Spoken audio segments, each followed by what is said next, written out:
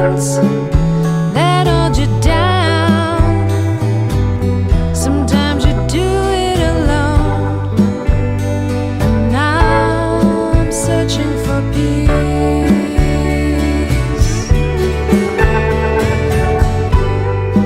Here is my life, holding on tight. Here is my life, please somehow let me find home. Here is my life, holding on tight. Here is my life.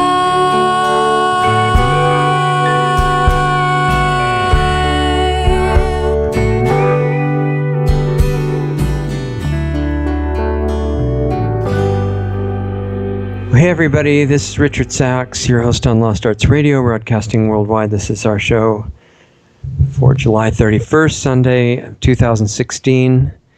And really glad that you're with us. Thank you. Know that your time is really valuable and appreciate your spending some of it with us.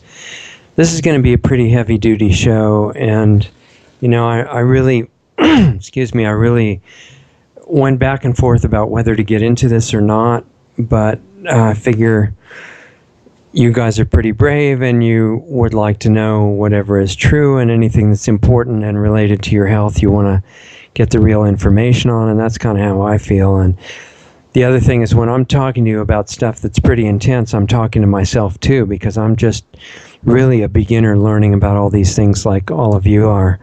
And if you remember, back on I think it was June 19th, we had a show with Dr. Bill Warner, and it was a show on Islam. And you might think offhand that, why do you want to have a religion show? You're supposed to be a health broadcast. And the reason was because certain followers of Islam that are being some, pretty intense activity in the name of their religion are becoming a major issue in the world right now, just flooding all over Western Europe and beginning to come in larger numbers into the US with the help of our Wahhabi Muslim president, who wears a ring identifying himself as such, and has, been in Muslim garb and speaks good Arabic, and has a lot of reasons that he's just obviously a member of the whole movement, and is bringing in illegal aliens, not just Muslims, but many other people, a lot of drug dealers across the Mexican border that he calls widows and orphans. And there's some intense stuff going on. And if you follow the political correct way of dealing with this, excuse me, then you're basically supposed to not talk about it. Or if you do, then, as I said, it's widows and orphans wanting our compassion, and we have to not be, racist by complaining about immigration, which, of course, makes absolutely no sense. But if you see all of the authoritative looking news anchors and everybody in the Obama as a really nice guy with his sleeves rolled up just right and everything, and the right expression on his face saying that we just have to be kind and America stands for compassion, all of which is true, but has nothing to do with what's going on right now. And the big violence movement in the Middle East is a result of the arming and training and direction of the US and NATO. And then they're complaining about, because of this, it's a great excuse to take away what little freedoms remain and the ones that they have in mind to squash in the near future. So it turns out that these people doing massive violence all over the Middle East, notably blowing up all kinds of ancient artifacts and buildings from the ancient past that are priceless, and especially attacking Christian churches and beheading Christians and throwing homosexuals, or if you want to use the correct political term, gay people, homosexual is not a derogatory term. It's just a biological term. And those people are hated, and they have to be killed by these, supposedly radical followers of Islam. So they throw them off the roofs of buildings and everything. And this is what the US government and NATO has been promoting, funding, arming, and training, and telling the military, who are made up of lots of great people, many of whom are friends of mine, to go ahead and support this terrorist movement. So for most normal Americans, whether they're Muslims or Christians or anything else, that's just their belief system. They're all human beings, and most of them being, having at least some connection to their human side, can't even imagine that the US government, which once was supposed to be there to protect our freedoms, is actually doing any of this criminal activity on a massive scale. And its main camouflage is the fact that it's so horrible that most people can't imagine it could be true. So you're told it's a conspiracy theory that the US government would ever support this kind of stuff.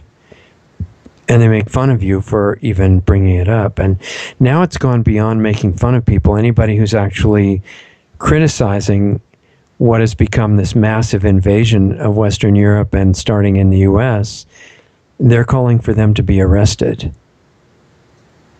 So on this program, what we're about here, we're not against anybody.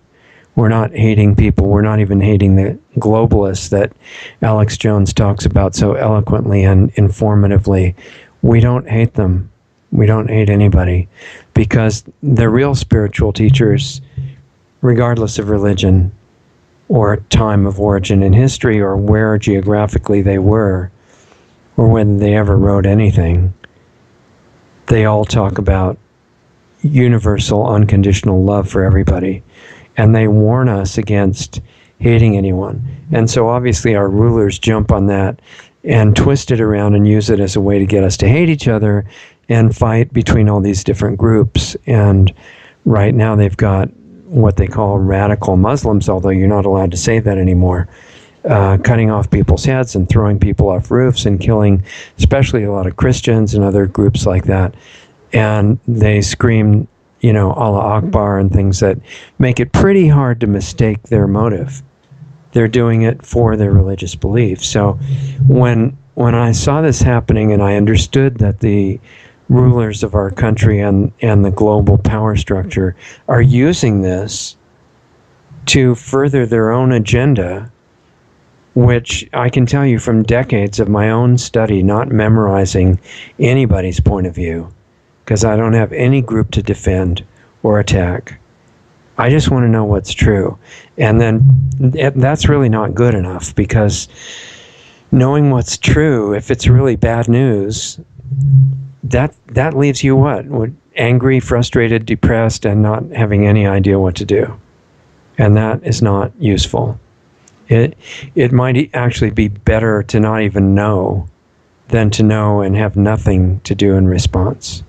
So the response I'd like us to have is to find out, really see clearly the first step, which is what's going on and what does it mean and where did it come from, where's it going. And you don't have to hate anybody for that. All you have to do is understand what's going on. Our president and the power structure behind him, he's not the boss, by the way. He just really enjoys being part of it, because he's totally in favor of what's going on and he's willing to lie to promote it. But he's not the one who thinks up all these policies. So when you see really violent people bringing in not just massive amounts of drugs, but coming in here, setting up training camps, which Alex Jones's people have gone and visited. It's not a theory, it's not my opinion or theirs. These people are on video, and the police don't go in there anymore because it's too dangerous. And these are what's called radical Muslim training camps in the US and all over Europe. There's no question that they're already there preparing for their next stages of massive attacks. And now there are attacks almost every day all over what used to be Europe. And it's these, before they stopped talking about it, they were calling it radical Muslim terrorists. And they're killing people all over the place. And they're not just killing people with guns. Okay, so forget about the idea that banning guns, which is a really stupid, suicidal idea of people who don't understand how that works. That banning guns would slow these guys down because they're doing their attacks with knives, with trucks, with clubs, with bare hands, with whatever they can get their hands on. They don't care about the gun, they care about the crime. Okay, so by the time the gun banning people figure this out, it's going to be way too late. They're going to say, oh, hey, I guess it wasn't the guns. And by the way, where they're committing these crimes, like in Sweden, where the Muslims come in and rape thousands of women, and that the government then says it's the fault of the Swedish women. Do you notice anything wrong with that picture at all? They're saying that the Swedish people should apologize, and that there's nothing wrong with the fact that they're all disarmed. So the only people that have the weapons are the invading criminals and the government. But the government's not saving any of these guys, any of the victims, any of the women. If they cared about their population, they would arm all the women, teach them self-defense, and the Muslim attacks would stop right now. But before that, they should close the borders, obviously. I mean, how brilliant do you have to do to figure that out? Do you have to be to figure that out? Not very brilliant. But they've got us so dumbed down, just defending whatever our group is supposed to be. Our group, right or wrong, which is really a suicidal way to think. If you're going to defend your country, whether it's right or wrong, or your religion, or your group, or your gang, you're just going to help with the overall plan of destruction. And at the top levels of power in this country, that is the plan. I'll simplify it for you. Enslavement followed by extermination. And the rest is details.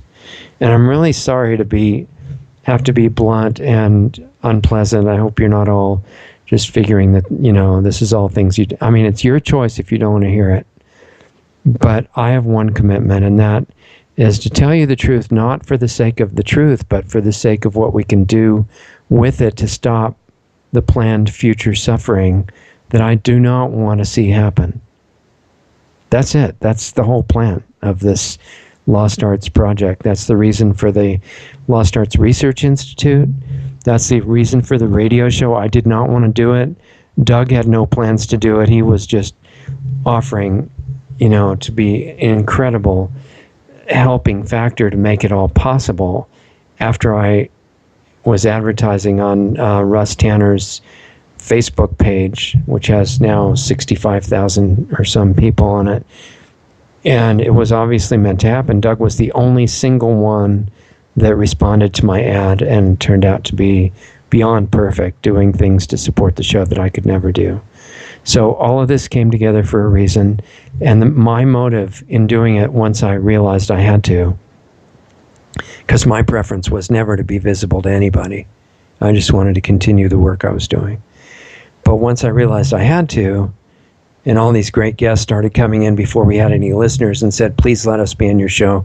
That's ridiculous. That doesn't happen. But that's what happened. So even I had to realize that it looked like it was supposed to go forward.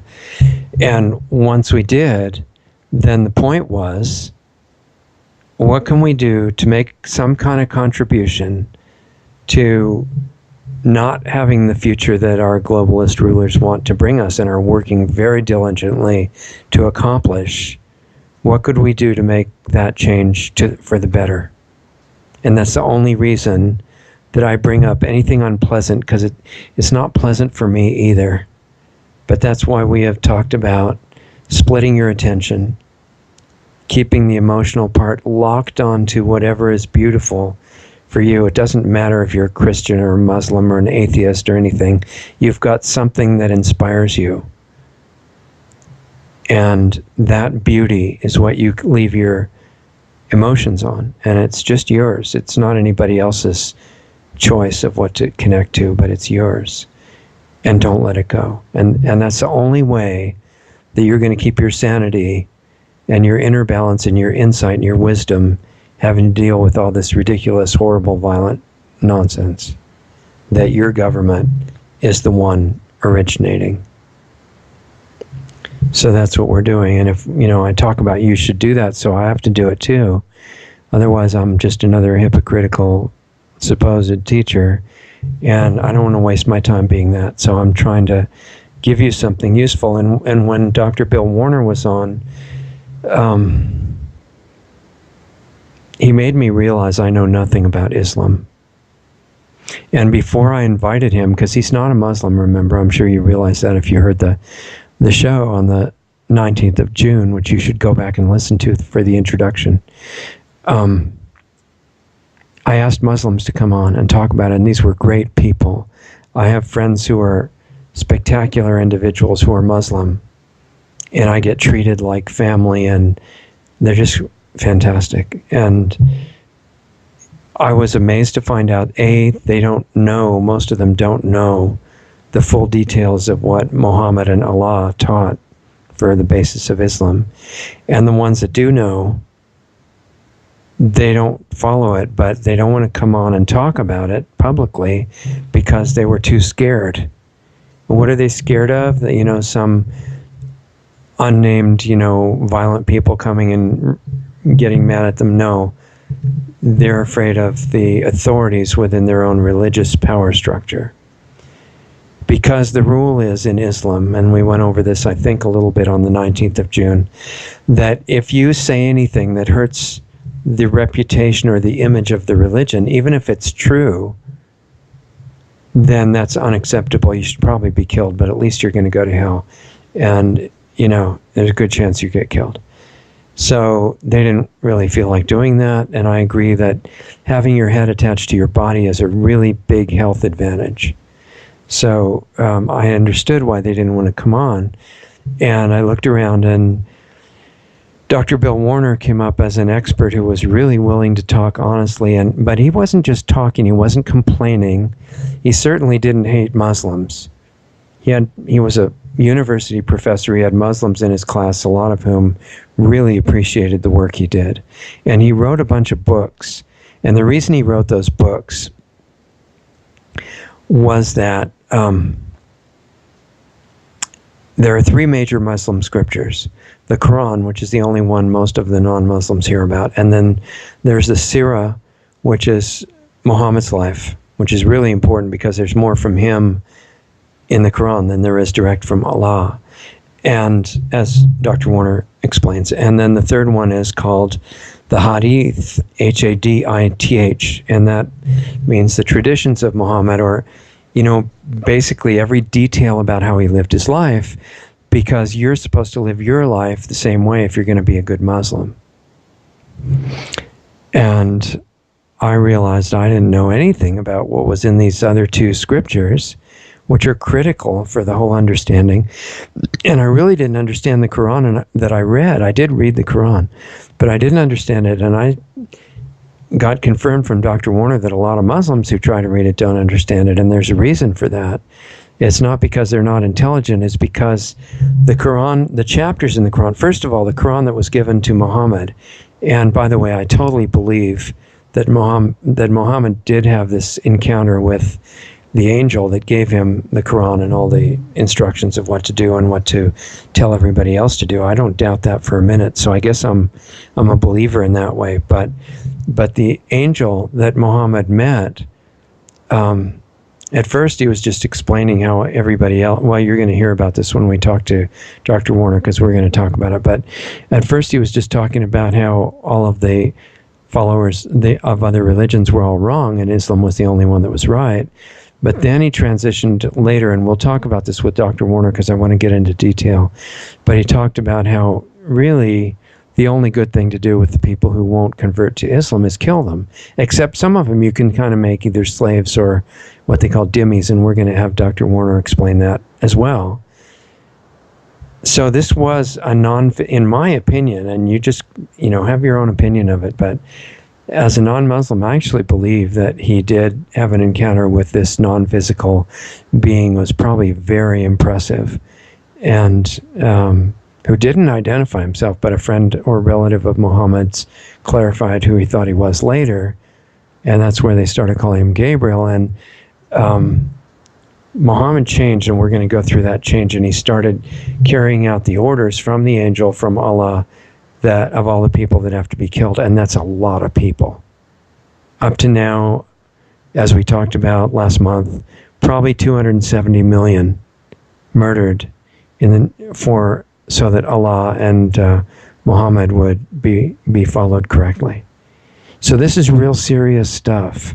And as a Muslim, you need to understand it thoroughly. As a non-Muslim, you really need to understand it thoroughly. I don't agree with animosity between those two groups at all. I do believe in self-defense. If somebody starts screaming Allah Akbar and wants to kill you or your family or anybody else, then it's totally, really your duty, in my opinion, if you have the means, to try to prevent that murder any way that you can. But other than that, even if you have to do that, I don't believe in animosity between these groups, because the ones that are doing the killing, and even the ones in the religion who aren't doing the killing, it's not their fault. They're totally under the belief that you either do this or go to hell or get killed yourself. And before you criticize them for doing that, you better think about what you would do in that exact situation if you were being told by your belief system since birth that you do this or you go to hell or you die.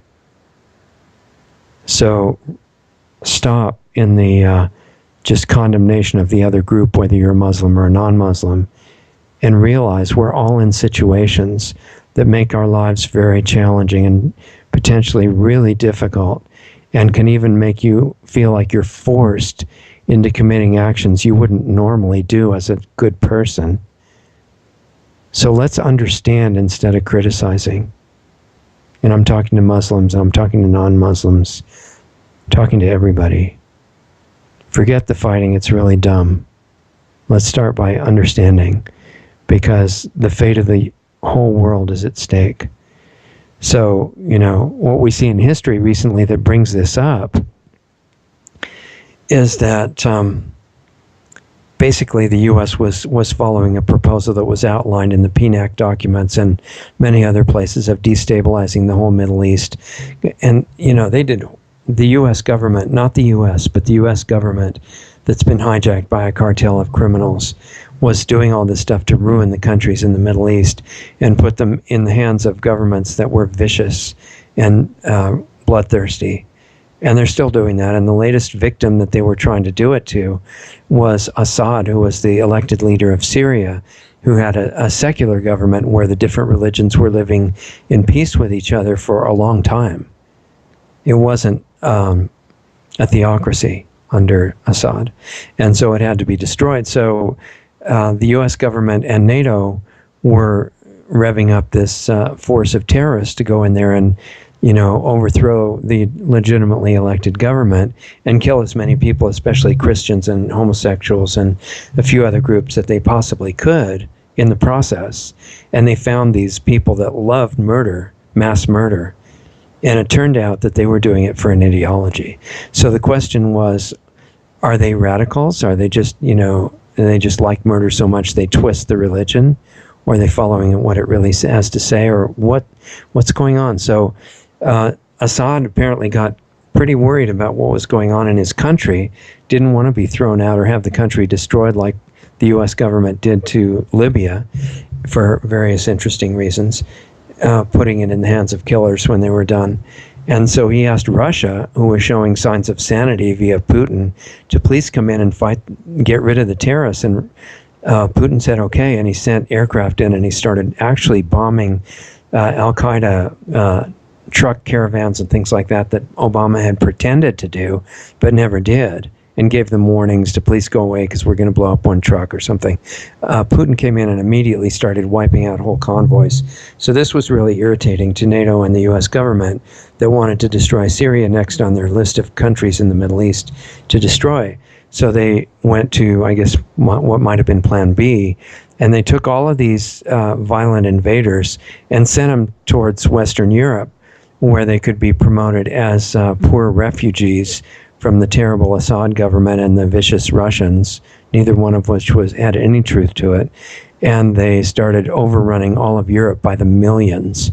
And all they wanted to do was rape and kill and steal and the, things that they said they were doing for their belief system. So we want to talk to Dr. Warner about what kind of crazy thing is it that they're doing? Is this related to real Islam? Are they radicals, or what's going on? And so this is the mass illegal immigration going on in Western Europe and starting to really get revved up in the U.S. And in the U.S., it's added to illegal immigration across the Mexican border. And that's not a racist issue to be against that. I mean, we've got film on video of major drug transactions coming in across the border. And the Border Patrol is ordered to put a lot of the illegal aliens on buses with paid vouchers to go anywhere in the country they want and come back in 3 years or something for an honor system court appointment when they don't even know what their real name is. So what do you think that's about? You think that's a really good system, to have compassion for widows and orphans? Most of those people are military-age men coming from all different countries through Mexico. Mexico's not going to take them. It's not going to allow illegal immigration at all. You go to prison and get tortured and die if you try it in Mexico. But they'll let you come through Mexico to get here because it's being promoted all over South America and elsewhere. So what's going on is these people are coming in, they're bringing massive amounts of drugs through Mexico, and they're setting up no-go police areas where the police just leave them alone and sometimes protect them, and they're setting up training camps for starting to blow up cities, and they're revving up the attacks here. In what used to be Europe, they're about once a day now. And in the US, they're ramping up. And the BBC recently has started changing the names of the attackers so that they changed the Muslim name like Ali to David. And they're saying anybody that calls it Muslim immigration is going to, potentially go to prison. And they even arrested the leader of one of the political parties in France for criticizing immigration. So it's a pretty intense issue. Government is promoting it. Government is behind it. Government is funding it. They're now using taxpayer money within the U.S. to help the the invaders. So anyway, I wanted Dr. Warner to come on and do something better as far as explanation goes, instead of my non-existent knowledge about Islam. Tell us what's really going on.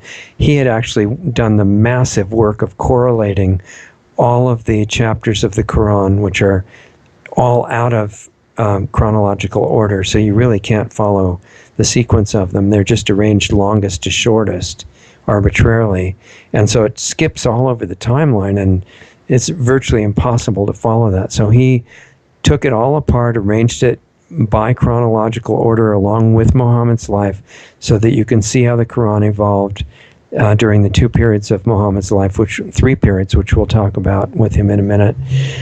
And it's amazing what Dr. Warner has done. I would recommend it. Everybody get his books. Go to politicalism.com. I think it's .com.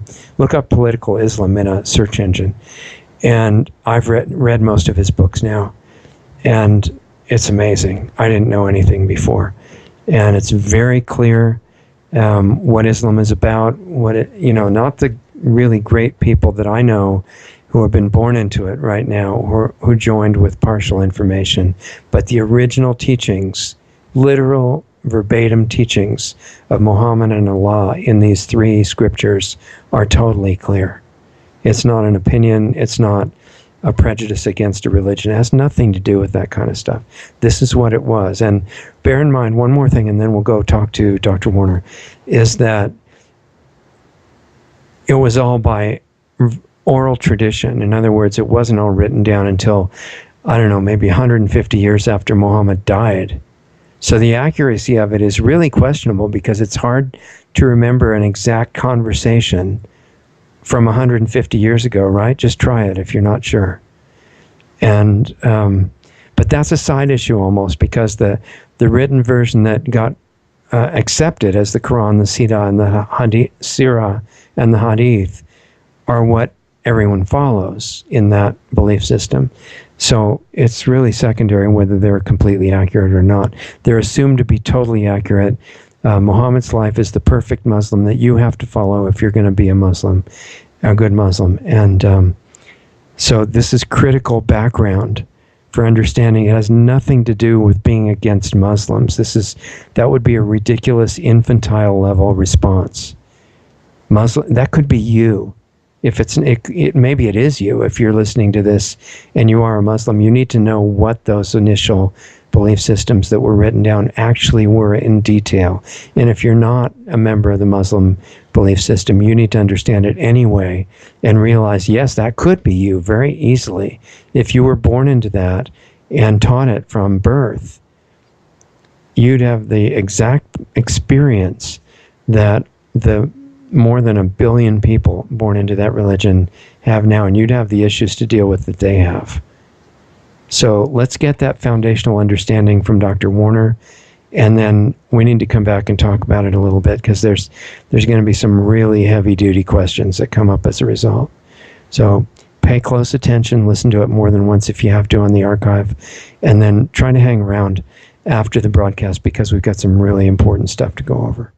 Okay, welcome everybody. This is Richard Sachs, your host on Lost Arts Radio. We're broadcasting worldwide on the show for July 31st, 2016, already into the second half of the year. First half went by in about 10 minutes, and I expect the second half to do something similar. It's really amazing as time is speeding up here, and events are speeding up, and this is the first official installment in a series that Dr. Bill Warner has graciously agreed to do with us. We'll see how many installments are required to give kind of a complete picture, but after his last guest appearance at Lost Arts, I felt like that was so valuable, given the events in the world that are unfolding right now, that I really wanted to make it a more complete educational event.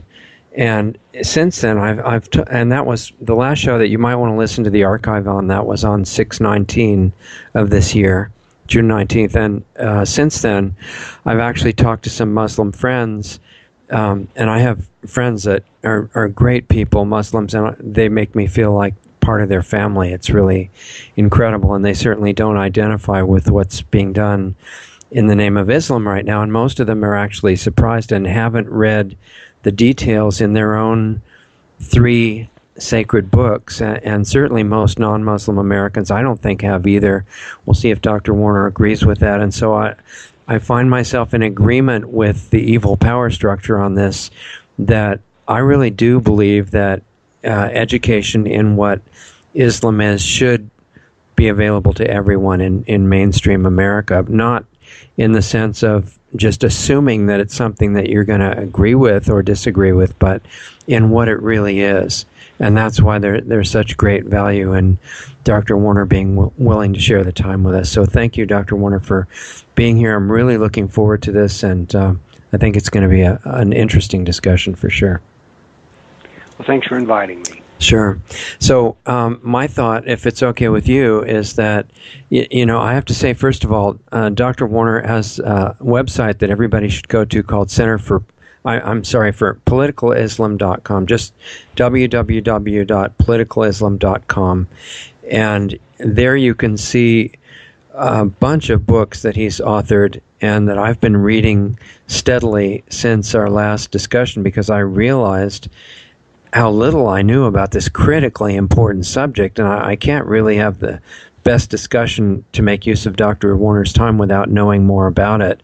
So I've been doing that in the order that he suggested, and I found it logical and very helpful in getting an overall understanding to start with the details of the life of Muhammad, who is, other than Allah, he seems to be the most central figure in Islam. And tell me if that makes sense to you, Dr. Warner, and if so, let's start out as early as we can in Muhammad's life and start letting people feel the reality of this person and what his life was like.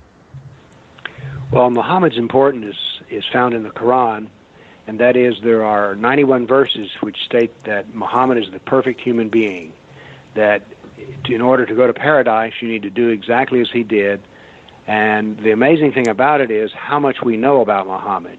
We know his bathroom habits, we know how he ate, how he drank a glass of water, and all of this has been recorded in order that Muslims may imitate his life with their life.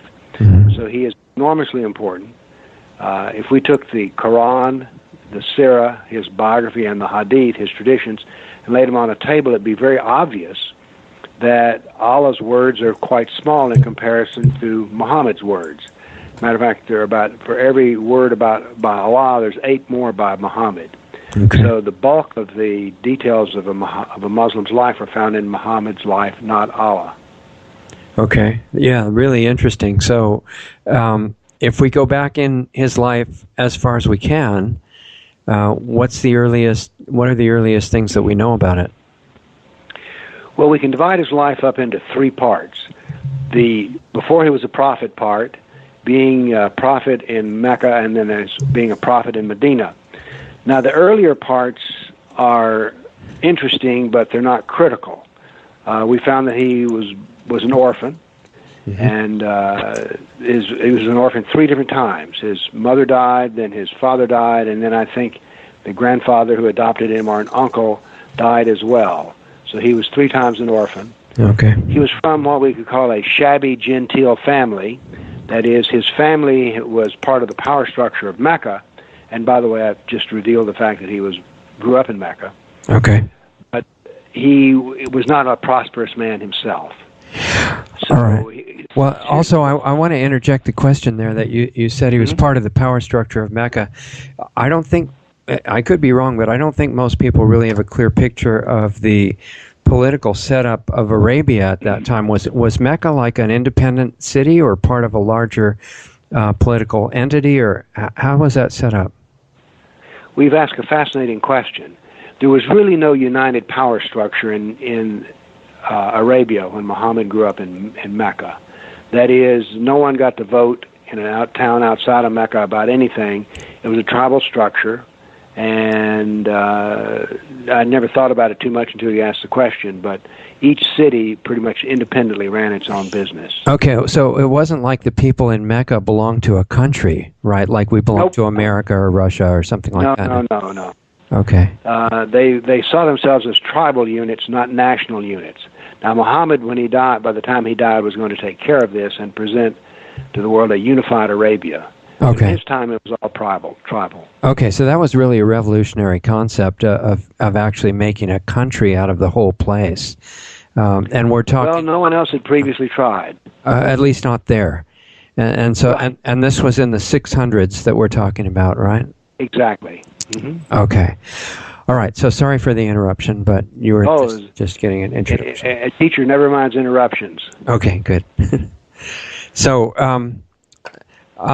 you were just saying the few things that we knew about him before he became a prophet, in his pre-prophet life, before he had his encounter with the angel that came to him and all that. It was just, he was involved in private business, right? He was involved in private business. He learned the skill of being a caravan trader because people went from southern Arabia to Syria to deliver goods and buy goods. Okay. And so he learned the skill of being a caravan trader and worked for a woman whose name was Khadijah. Okay. And she proposed marriage to him. She'd already been married, and I recall had 2 or 3 kids, but I don't write that down, but that's vaguely correct. Okay. And they had a happy marriage, and Khadijah, his wife, was to play a very important part in his becoming the prophet of Allah, because she was basically his first convert. But we're getting a little ahead of ourselves. Right. Before he became a prophet, he was a caravan trader and a prosperous one. There's also a story told that shows how he developed in his personality. Before he became the prophet of Allah, he was a man who brought harmony to others. There's an example of, the town of Mecca had always been a religious pilgrimage center. People would come there to the Kaaba, which was a large stone cube building, and this had been going on for some time, and there were 5 other towns in southern Arabia that also had Kaabas, cubic buildings, that were not migration centers, pilgrimage sites. Okay. People would all come there at certain times of the year, and there would be trade fairs, people would meet and talk, and then there were 360 gods, it is said, in the Kaaba. And let me make sure I understand what you just said. That within Mecca there were different pilgrimage sites. Is that what you're saying? There was only one. Okay. But it accommodated some 360 religions. Okay. Sorry, I got it. So the Meccans, along with all the other Arabians at the time Muhammad is born, were what are called pagans or polytheists. Okay. Now, they decided that the building, the Kaaba, was getting shabby, and so they tore it down and rebuilt it. Now, there was a special stone that was in this building, which we call the Black Stone today, and there was an argument over who got to put it in the structure, because it was literally, this black stone was encased in the structure of the Kaaba. Okay. So there was an argument over who should do it, and Muhammad came along and they said, can you settle the argument? He says, well, let's do this. So he put the black stone in the middle of a sheet and had the men who were arguing over who got to put it in place take a corner of the sheet and place it into the position it should be in. So everybody got to touch the stone and put it in the proper place. Okay. So in this way, he brought harmony to those who argued. Okay, this was wow. the change after he became a prophet. That is really interesting, because already you've mentioned a couple of different great qualities that he had personally, and the reason I say that is because if I understand anything about running a caravan, that's a really high responsibility job that requires a lot of courage and management skill, right? It does. Getting attacked by robbers and all kinds of stuff. Well, you had to have security, and let's not forget, when you got to Syria, you had to make a good deal on that end. Right. So he was a businessman, so he knew. And by the way, let's examine a thing here. It is said that Muhammad was illiterate, but if he was a caravan leader, a caravan trader, it seems unlikely that he was completely illiterate, because he would need the ability to compute numbers to even decide whether the profit margins were good enough to work with. Right. And also, it seems odd that he wouldn't have an ability to keep simple lists of products and their cost. It also sounds like you're describing somebody really intelligent, so the fact that he would decide not to gain literacy seems unlikely if he wanted to be good at trading. You know, you're the first person to bring up that argument, and I agree with you. So he was a man of curiosity. He was a man who was obviously intelligent. And can we add this? He was a hard worker. Yeah. So all of these things were what he brought. And in his 40s, he was a very religious man. And in his 40s, he began to do retreats. Okay. And in these retreats, by the way, these were all customary in his society.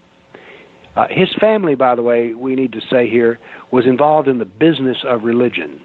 Because if you have a religious center, the Kaaba, somebody's got to run it. Somebody's got to make sure things are repaired, kept in order. There's a key to the door, because it was a building. Okay. So they ran the business of pilgrimage. That's what his family was involved in. Okay. So for Muhammad to become a religious man is not extraordinary. Okay. We need to give some perspective here. Okay. But in his 40s, he began to go on desert retreats, and it was on this time that he had a vision of an angel coming to speak to him and saying that he was the messenger of Allah and he was going to bring him news, and that it was Muhammad's job to take these revelations back to his people. Okay. Now, when he got this news, he was frightened because he thought he was crazy. Right. As a matter of fact, he even gave some contemplation to jumping off a cliff and killing himself. Okay. Because he thought he was crazy. So he was more of a conventional type person up to then that was so disturbed about being seen as somebody completely crazy that he didn't even want to live. Exactly. Nor did he want to tell anybody about this. Right. I mean, in this point, I can identify with him. Yeah. If I start having voices talk to me and tell me that I'm to run humanity's business, I'm not going to come out of my bedroom door and tell you that. Right. Because it's so preposterous. So, but anyway, when he went and he told his wife, Khadijah, she said, you're a good man, you're not an evil man, this is something good. And so she went and got her cousin, I'm speaking off the top of my head, as I recall his name was Waraka. Okay. And let me say something here. I'm known to mispronounce all these words in their Arabic. I've had more than one Muslim look at me and kind of laugh when I would pronounce Yeah, you're not trying to be insulting to anybody. You're just... No. You may not be an expert in Arabic, I guess, right? Oh, I plead guilty to that charge, I'll tell you that. All right. And I'm told even that not only did I mispronounce them, but I mispronounced them with a rather southern accent. Okay. Yeah. I can read them on the page. Yeah. By the way, this is the history of my life. I grew up in a very backwards part of rural Tennessee, and so I was self-educated in many items. And when I went off to college, I would have people look at me sometimes and go, "What did you say?" Right. So I'd repeat the word, and they go, "Oh, what you mean is this." Okay, so you didn't even have the right rural dialect at that point. No. I later found out that other people such as Harry Truman and Abraham Lincoln had the same problems. They were self-educated. So I'm in good company when I mispronounce words. Okay, so Muhammad decided not to kill himself because of the angel, and you decided not to give up because of the dialect. So exactly. That's great. And it sounds so far that Muhammad sounds like a really neat person. I mean, from everything you've described. No one had any complaints about it. Yeah. He was a businessman, hardworking. So she brought in her cousin Waraka, who had been exposed to Christianity, and he listened to Muhammad, and he says, this angel is the Archangel Gabriel, and you are a prophet of God. Okay, so wait a minute. It was the cousin that figured out the name of the angel, or was it Muhammad? It was the cousin of Khadijah who figured out the name. He told him, he says, this is an archangel, and you have been selected to be a prophet. You know, I think that's a really super interesting point, because I had thought before that the angel said, "Hi, I'm Gabriel, and this is what you have to do," but that's not what happened, according to what you just now said. No, the angel did not give a business card in the terms of announcing the name. Very interesting, because I don't have any doubt, based on, what you've described as Muhammad's personality, the fact that he didn't go looking for this kind of position or revelation. No. I think it really happened. And I mean, I don't remember being there, but it sounds really sincere to me. And I don't have any doubt that this kind of super non-physical being does exist. It's just one that his cousin gave a name to, but the angel just came and said, "This is your job." Right. And so he would go back on these retreats. There were periods of time when there was. Oh, by the way, he only told his wife and, as I recall, some close friends like Ali, who was a cousin of his. He told very few people. Because, like I say, put yourself in his shoes. All of a sudden, God is telling you how to run the world. I mean, that's not something you want to come out and tell your friends about, because they're going to look at you like, what's wrong with you? Which adds credibility to the fact that it really happened, and he wasn't making anything up. It was real. To him, it was real. Yeah. And by the way, let me say here, this is my intellectual point of view. I have my own personal doubts about the story. I, however, for the purpose of teaching about Islam, accept the, quote, we put this in air quotes or scare quotes, the truth of the story. I accept the Koran as being what he says it is. I accept his life for being what he says it is. And I accept the traditions, which are reported, as being what they say they are. Mm-hmm. Now, I can put on another hat and challenge all of those assumptions. Okay. In this discussion, I'm going to be speaking to you as though I were a Muslim, in the sense of what I am doing is telling you what the doctrine says. Yeah. And I do not attempt to vilify it, nor do I attempt to mock it, nor I just tell the story as I read it.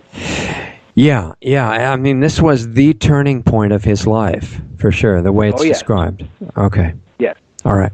Now, he's going to have a second turning point. Okay. But this is the first big turning point. All right. Now, he began to, as he got more and more revelations, and there was also a time when the revelations ceased, and he was concerned about that, like, why aren't I hearing more things? Uh-huh. But he continued to hear revelations, and he would report what was said to him. Okay. Now, some of these revelations were rather short. I say this because his first revelations, if you pick up a Koran, his first revelations are in the back of the book, not the front of the book. But we'll deal more with this later. Okay. But his first revelations were short and frequently poetic. As a matter of fact, some of the most beautiful parts of the Quran in terms of the language are the earliest revelations. And because they were short, those ended up at the back of the Quran as it is now. Right. Well, we're not going to get off into the weeds here, but when you buy a Quran and look at it, it is arranged in order of the length of the chapters, not in the order of their revelation, but in the length of in other words, the Surah 2, the cow, is the longest surah chapter, and so it's in the front. And then as you go on, and finally you'll get to the very back of the book where it's like Surah 110, and it maybe is only 4 sentences long. Okay. So, all right. So you said he reported them. Who was he reporting them to? well, at first, friends and family. Okay. And later he began to report them to everybody. All and right. we can see in his development of his life that this whole coming out, if you will, we could say coming out of the closet as being a prophet. Okay. And so now he began to, not only did he get words, the angel began to show him how to do prayers Okay. and how to do ablutions, which is purifications before you pray. Okay. So not only was he hearing words, he was also seeing how to do things. Okay. And the rituals that he evolved were a combination of what the archangel told him, as well as adapting motifs that were already in Mecca. Okay. Remember, there were many religions there. Right. Okay. So he became a prophet. Now, something began to change as he went out into the public. At first, he just brought in a religion. And remember, there were already 360 religions in Mecca, so the Meccans said, fine, we now have 361, you're doing prayers at the Kaaba, fine, whatever, we don't care, or that's wonderful. That is, they were very neutral about it. Then his revelations began to change. It turned out now not only did he have a way to live, but all other ways were wrong. And those who did, he preached not only a gospel of salvation, but also a condemnation in terms of his was the only true way to do it. And that was a change from what he was given originally, right? Yes. Okay. At first he just said, I have good news, as it were. Then later he began to say, you're doing it wrong. Okay, got it. And at this point now, he also announced that those who did not follow his way were going to burn in hell. Right. He then told the Meccans that since their ancestors didn't follow his way, they were going to burn in hell too. Okay. Well, this upset many of the Arabs because when you look at an Arab's name, many times it seems like a very long name, but what it's saying is son of, son of, son of. That is, it's a genealogy. The name is a genealogy. For instance, Muhammad's name was Muhammad bin Abdullah. Muhammad, son of Abdullah. That was his father. Okay. So now then they were announcing that they were burning in hell. Well, this was like bad news to the Meccans, who were like, wait a minute, all of a sudden we don't like what you're saying. So then the arguments became contentious, and there was grumbling and mumbling and fights that came about and arguments. But he still continued to grow in terms of his followers, but he was now becoming a factor in the life of the Meccans that was uncomfortable. And so there were not only individual fights, but there were also fights of leadership in which they said, one of the things that happened was they said, okay, nobody do any more business with Muhammad and his followers, no marriage, don't do business with them. That is, they tried the business of shunning and isolation in order to get him managed. Right. However, the arguments continued, and after 13 years of being in Mecca, it finally got to the point where they said, we want you to leave, because the contentiousness got worse and worse. Okay. So he left. Now, luckily, what he had done was Muhammad was a very clever, practical, adaptive man. No matter what happened, he had an answer to it. Okay. And so since the heat was coming on in Mecca, he then became acquainted with some people from a nearby town called Medina, and he converted them to Islam. Now, how did he meet these people? Well, every year, people came from all around for the trade fairs and religious festivals that were being held in Mecca. So, therefore, he was able to meet these people from Medina. They were converts, and this was going to become very good news for him because he was going to be able to leave Mecca and have a place to go to, which is Medina. Okay. Now, let's do a summation of his life in Mecca. He preached the religion of Islam for 13 years and converted roughly 150 Arabs to Islam, about 10 a year. Okay. So he was not having an outrageous success, but he was successful. Okay. Now then, at that point, he now leaves and goes to Medina. This move is so important that the Islamic calendar is based upon this. Wow. And we'll examine more why they did it this way. But this is slightly surprising that the Islamic calendar is based not on the birth of Muhammad, not on the night of the first revelation of the Koran, but on the time he moved from Mecca to Medina. Okay. And the reason for this is simple. He was going from a very weak success to a very weak success to a very strong success. Okay. And so that's the reason for the Hajj, or the Hijrah, marking the beginning. Hijrah is migration. How do you spell that word? Well, Hijah, I think. Hijrah, no, Rah, I guess. Not only do I mispronounce them, I spell them even worse. Okay. But what it means, is the move from Mecca to Medina, then, right? Right. Okay. Now then, after migration came success. So I've just now told you something that's overwhelmingly important in terms of politics of Islam today. Mm-hmm. Migration was Muhammad's way of spreading Islam. Migration was the key to Muhammad's success. This is the reason the calendar begins with his hijrah, his migration. Okay. If we now come forward to the year 2016 we're living in, we're hearing troubles in Europe, and these are all by migrants. Mm-hmm. Mm-hmm. So this process of migration, which we see merely as economic, Muslims see it as religious and political and economic. So it's really reflecting. It's reflecting what happened when he made the move to Medina. In other words. But let's go back to something I told you before. There Okay. are 91 verses which say that every Muslim is to conduct their life on the basis of Muhammad's life as the perfect pattern. Okay. So if migration was a part of his life, therefore a Muslim to become a migrant is nothing that's onerous or terrible. It is part of their view of how civilization works. Mm-hmm. Okay. So this is just something that we've gotten a little off in detail here, but it's before we come back. When we come back and look at it, we'll see why this was so important. Okay. Okay. So Muhammad moves to Mecca. From Mecca to Medina.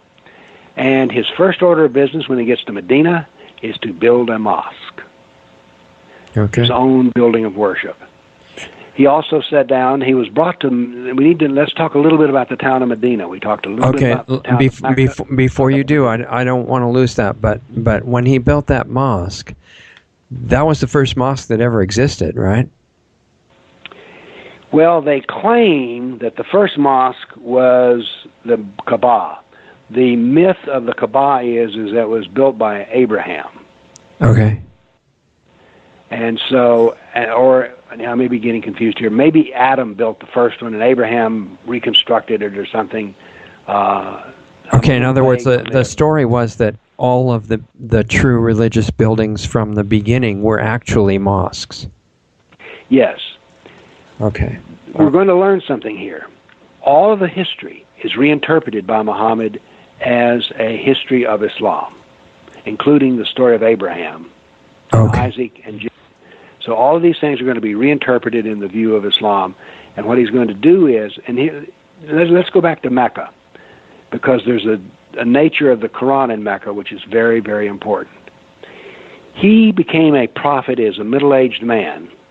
Mm-hmm. He now had to explain who he was to people. Okay. So what he did was, he claimed to be the last in the lineage of prophets that had appeared to the world, and in particular to the Jews. So therefore, that sounds like you're saying he was a Jewish prophet. He did not claim to be a Jew, but he claimed to be in the lineage of the Jewish prophets. Okay. Because this archangel was the same archangel who brought the messages of God to Moses, to David, to Solomon, so that he was the way I put it sometimes is Muhammad was the caboose on the train of prophets. Okay. He was the last prophet. Okay. But now then, see, he's explaining who he is. What he's saying to the Meccans is, I'm not such a freak. There have been people like me since the dawn of time, because Adam was the first prophet. Okay. And Abraham was the first prophet who dealt with one God, who was very clear about it being one God. Okay. Now then, the story of Abraham is told many times. The story of Moses is told 38 times. Here's what happened. The story of Moses is reinterpreted. The purpose of Moses is not to free the Jews. The purpose of Moses is to get the Pharaoh to declare that there is no God but Allah, and Muhammad is and Moses is his prophet.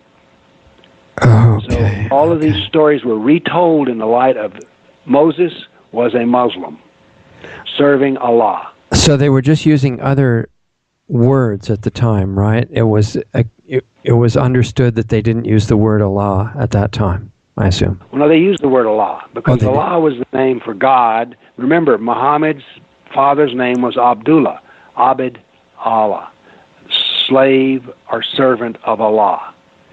Okay, but you said, I think if I remember from last time, you said Allah was, before Muhammad became a prophet, Allah was considered to be the moon god of the Arabs. Yes, not only the moon god, but he was the chief god. Okay, And but he was also the same as the God that Abraham was talking about and all of the other guys before him. Yes. Now, part of this I'm a little weak on because we're now dealing pretty much with theology, which I have not specialized in. Okay. But we do need to understand that he was using himself as in the lineage of prophets known before. All right. Just as Moses, Abraham, Adam, David, and the others. Yeah, it was not another Adam. It was not a new lineage. It was just a continuation with more explanation. The explanation is that when Allah sent what he retold all the stories to tell the story he needed was, when Allah sends you a prophet, you must believe him. Okay. Pharaoh was destroyed because he did not believe that Moses/Muhammad was a prophet. Okay. I got it. Now, see, this is further done in which Jesus is the prophet of Allah. Right. Okay. All right. I got it. So anyway, I'm just trying to explain to you, here's how he made himself acceptable to the Meccans, which is to say, I am part of a worldwide tradition. Allah has always sent prophets to humanity, and here's the lesson. When you reject your prophet, he will destroy you. Okay. Yeah. Pharaoh didn't accept Moses. It was supposed to get him acceptable to the Meccans, but it really didn't work to do that. No, it didn't work too well. And by the way, the story of Noah is the same. The world was destroyed because they would not admit that Noah was the prophet of Allah. Got it. So he reworked all of the stories of the prophets in the Old Testament to the point where if you don't believe your prophet, you will suffer grave consequences. Not just going to hell, but your culture will be destroyed. Okay. Got it. Oh, interesting. So, he solved his problem on how to explain himself. And this, by the way, when you read the Koran, which is written in Mecca, and there's a Koran revealed in Mecca and a Koran revealed in Medina. Mm-hmm. But when you read the one in Mecca, it's over and over again, this story about if you don't believe your prophets, then you'll be destroyed. Well, now, but there's not two Qurans, right? I mean, that's just the first part of the Quran was written in Mecca, and the second part in Medina. Is that right? Yes. Okay. There's one. Looking over I'm in my office. I look up and I see several Qurans. They all have one binding, but they contain within them. There are 114 chapters or surahs in the Quran. The ones written in Mecca are very, very different from the ones written in Medina. Okay. They're so different from each other that I could give a 15-minute course on how they differ and then give you a cheat sheet, and I could then quote you verses at random, and you'd be able to say, oh, that sounds like Medina, or that sounds like Mecca. They're radically different from each other. Okay, wow, interesting. The earlier ones are all religious and about you have to believe your prophet and obey what he says. Okay. The ones in Mecca and Medina become very political and very legal and not so beautiful. Okay. Here's another difference between Mecca and Medina. In Mecca, there is no jihad. What will happen to you if you do not believe the prophets, you will simply go to hell after you die. In Medina, this is going to change to a political message, which is if you do not believe Muhammad is the prophet of Allah, you can be destroyed in this life. Okay. So that you can see here in just my brief summation that there is a vast difference between the two. But now let's go back to Medina. He's arrived in Medina. He was invited to Medina. There were 5 tribes in Medina. There were 2 Arab tribes and 3 Jewish tribes.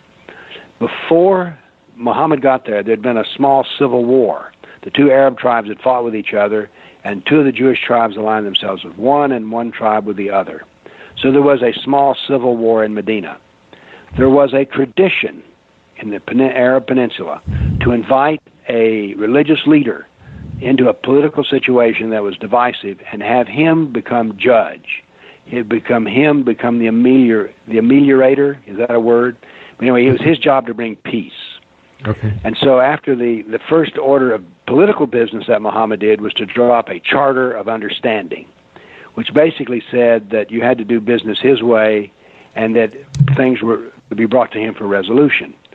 Now, this was not so much a usurpation of power because that's the reason they brought him to Medina. Yeah, he was invited to do that, right. That's what he was invited for. Okay. So, the story, the Muslims are now having a difficult position because, remember, they like migrants. They've showed up in Medina, and there was no welfare system. So what happened is that the helpers, and there's an Arabic word for this, became the supporters of those who were the migrants. And they were supposed to be brothers, and they were supposed to share and share alike. However, they were very poor. And so this is going to play a part in the development of Islam, this poverty. So the Muslims were quite poor. Okay. Now, some of the people who came with him were quite wealthy. Abu Bakr was Muhammad's closest friend and became the first caliph. He was a wealthy man, and he was a true believer. Whatever Muhammad said, he believed it. And he would also back it. He would put his money where his mouth is. So they had a couple of people who were very prosperous. And by the way, after Muhammad becomes a prophet, there's never any further notice of his ever having done work in the normal sense of work. Remember, he was a hardworking businessman. Yeah. And once he became a prophet, he no longer did business. Okay. So the Meccans the Medinas were supporting the new people from Mecca. They're poor. Now then, there's something else. Muhammad had a quality. He never forgot a slight. Everything that you did that was negative to him could be settled one day, and he would remember a long time, and he never forgave. He took care of business. Okay. So, he had a lot of unfinished business left in Mecca. Now, was that quality applying also for before when he was running the caravan and those times? You know, I don't know. It's just that in Medina, this becomes very much clear that he does not ever. If Muhammad suffered an injury, he never forgave it. Okay. It was business to be settled later. All right. He would forgive people on one basis. If whatever you did to him before, if you became a Muslim, then the deal was off. You're not fully accepted to him. But until you did that, he never forgot what you did that he considered wrong. Okay, got it. So, by the way, I just had a thought. I'm talking all this completely off the top of my head. I don't have a single note in front of me. Okay. And this material, which I studied for so many years, it's been probably at least 6 or 7 years since I read the material. So if we make a mistake, it's well recorded. Okay, all right. Sounds great. That's fine. It makes it interesting if it's spontaneous like that. Well, this is as spontaneous as it gets, let me tell you. Okay, sounds great. Yeah. But if some Muslim listens to this later and goes, see, he doesn't know what he's talking about, that was wrong. So anyway, I'm talking off the top of my head. Okay. But it makes a better story. Yeah. And by the way, I'm perfectly willing to be corrected. Yeah. Any mistakes that come up, I mean, all they have to do is email me, richard@lostartsradio.com, and I'll talk to you, and we can correct whatever the mistake is. Oh yeah, I mean, because as you can tell, what I'm trying to do here is I'm just trying to tell the story. I'm not trying to shade it anyway one way or the other. Yeah, we just want everybody to know the real history and everything that came out of it. And then Exactly. they can do with it what they want, but at least it will not be based on ignorance or misconception, which I think is a big step forward. Exactly. Yeah. I am very big on what as scientists we call fact-based reasoning, and what I'm trying to reveal to you in this talk are facts that I read in the story of the life of Muhammad by Ibn Ishaq. Yeah, and so far what you've said about Muhammad, it sounds like he would have wanted the same thing for everybody to know everything about his life. Well, so much so that his Koran says that everyone should know everything about his life. Remember those 91 verses? Yeah, so we're actually doing what he would have wanted in that sense, I think. Right. Now, by the way, let me tell you another thing here is the super importance of why we have to know Muhammad. Briefly, there are 5 pillars of Islam. None of those 5 pillars can be practiced with what is found in the Quran. None of them. Okay. So it is not possible to be a Muslim based upon the Quran. It's simply not possible. You have to have Muhammad in order to know how to pray. You have to know Muhammad in order to even know the Shahada, which is not found in the Quran. There is no God but Allah. Muhammad is his prophet. Okay, interesting. Yeah. The first part of it is found. There is no God but Allah, but not the second part. So everything, if you're going to give the zakat, which is the charity tax, that has to be according to the rules. You can't do it according to what's found in the Quran. You can only do it with what's found in the traditions or the hadith or the sirah, which is the life of Muhammad. Okay, so you really have to know these 3 books to be following Islam correctly and fully. Yes.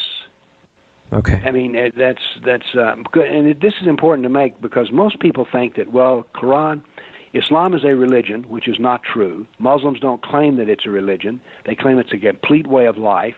Mm-hmm. We need to get that straight. Okay. So if you're going to be a Muslim, you have to know Muhammad as well as Allah. A brief statistic here. If we put the Quran, the Sirah, and the Hadith on the table, I've already said they'd be small, but Muhammad is 84% of the textual doctrine of Islam. Allah is 16%. No, Allah is 14%, Muhammad is 86%. Okay, now you said it was considered a way of life rather than a religion, but I mean, just from what I've heard from Muslim friends of mine, it sounds like many of them would consider it, yeah, it's a religion, but that religion is supposed to be your whole life. Well, we can say this. You're saying the same thing. Maybe it's the life same. Here, yeah. It includes what laws you practice, how you marry, how you have sex. Right, but they would not go along with saying it's not a religion, I don't think, at least a lot of the ones. Well, I think it is not just a religion would be a better way to say it. Yeah, that I think they would probably all agree. Right. It is not just a religion. When I say it's not a religion, I mean most people, let's take Buddhism. Buddhism is a religion. It has almost no political doctrine whatsoever at all. Okay. Religion is pretty much the totality of Buddhism. Okay. Whereas with Islam, the political part of it is actually larger than the religious part of it. Okay, interesting. Yeah, I didn't even understand. I think all this is fascinating, by the way. Yeah, I hope we're keeping your interest. You're so familiar with these things. I don't want you to be bored by these basic questions, but you know. Well, my whole thought process is to be sure that I'm lining up all my dominoes and we cover all of them. Okay, I until recently I didn't even realize the importance of the Sirah and the Hadith. I only thought in terms of the Quran, and I had read the Quran trying to understand Islam better, but there were so many. I mean, it was just all holes in my understanding until I got the other documents and understood what they were. Let me say something here about the Quran. The Quran that you buy from the bookstore, cannot be understood on its own. No one can understand the Quran based on the Quran alone. And there's a difficulty here. This is a slight sidebar, but we need to understand the importance of Muhammad's life. There are verses which contradict each other in the Quran. You have your religion, I have mine. Let there be no compulsion in religion. Those are very tolerant statements about religion. Matter of fact, let there be no compulsion in religion sounds almost like the First Amendment. Yeah, exactly. So, but what happens is, later in Medina, there's a second principle established, which is if you do not follow Muhammad, if you disagree with Muhammad, you can be destroyed for doing this. All right. Now then, the Arabs, the Arabs of Muhammad's day pointed this out to him. Muhammad, what you're saying contradicts what you said earlier. What are we to believe here? The Quran in 3 verses has this to say: the latter verse is better and stronger than the earlier verse. So when you see contradictions, in order to resolve the contradictions, you must know which is earlier and which is later. Yeah, so you can't do it without a timeline. That's clear. The timeline is Muhammad.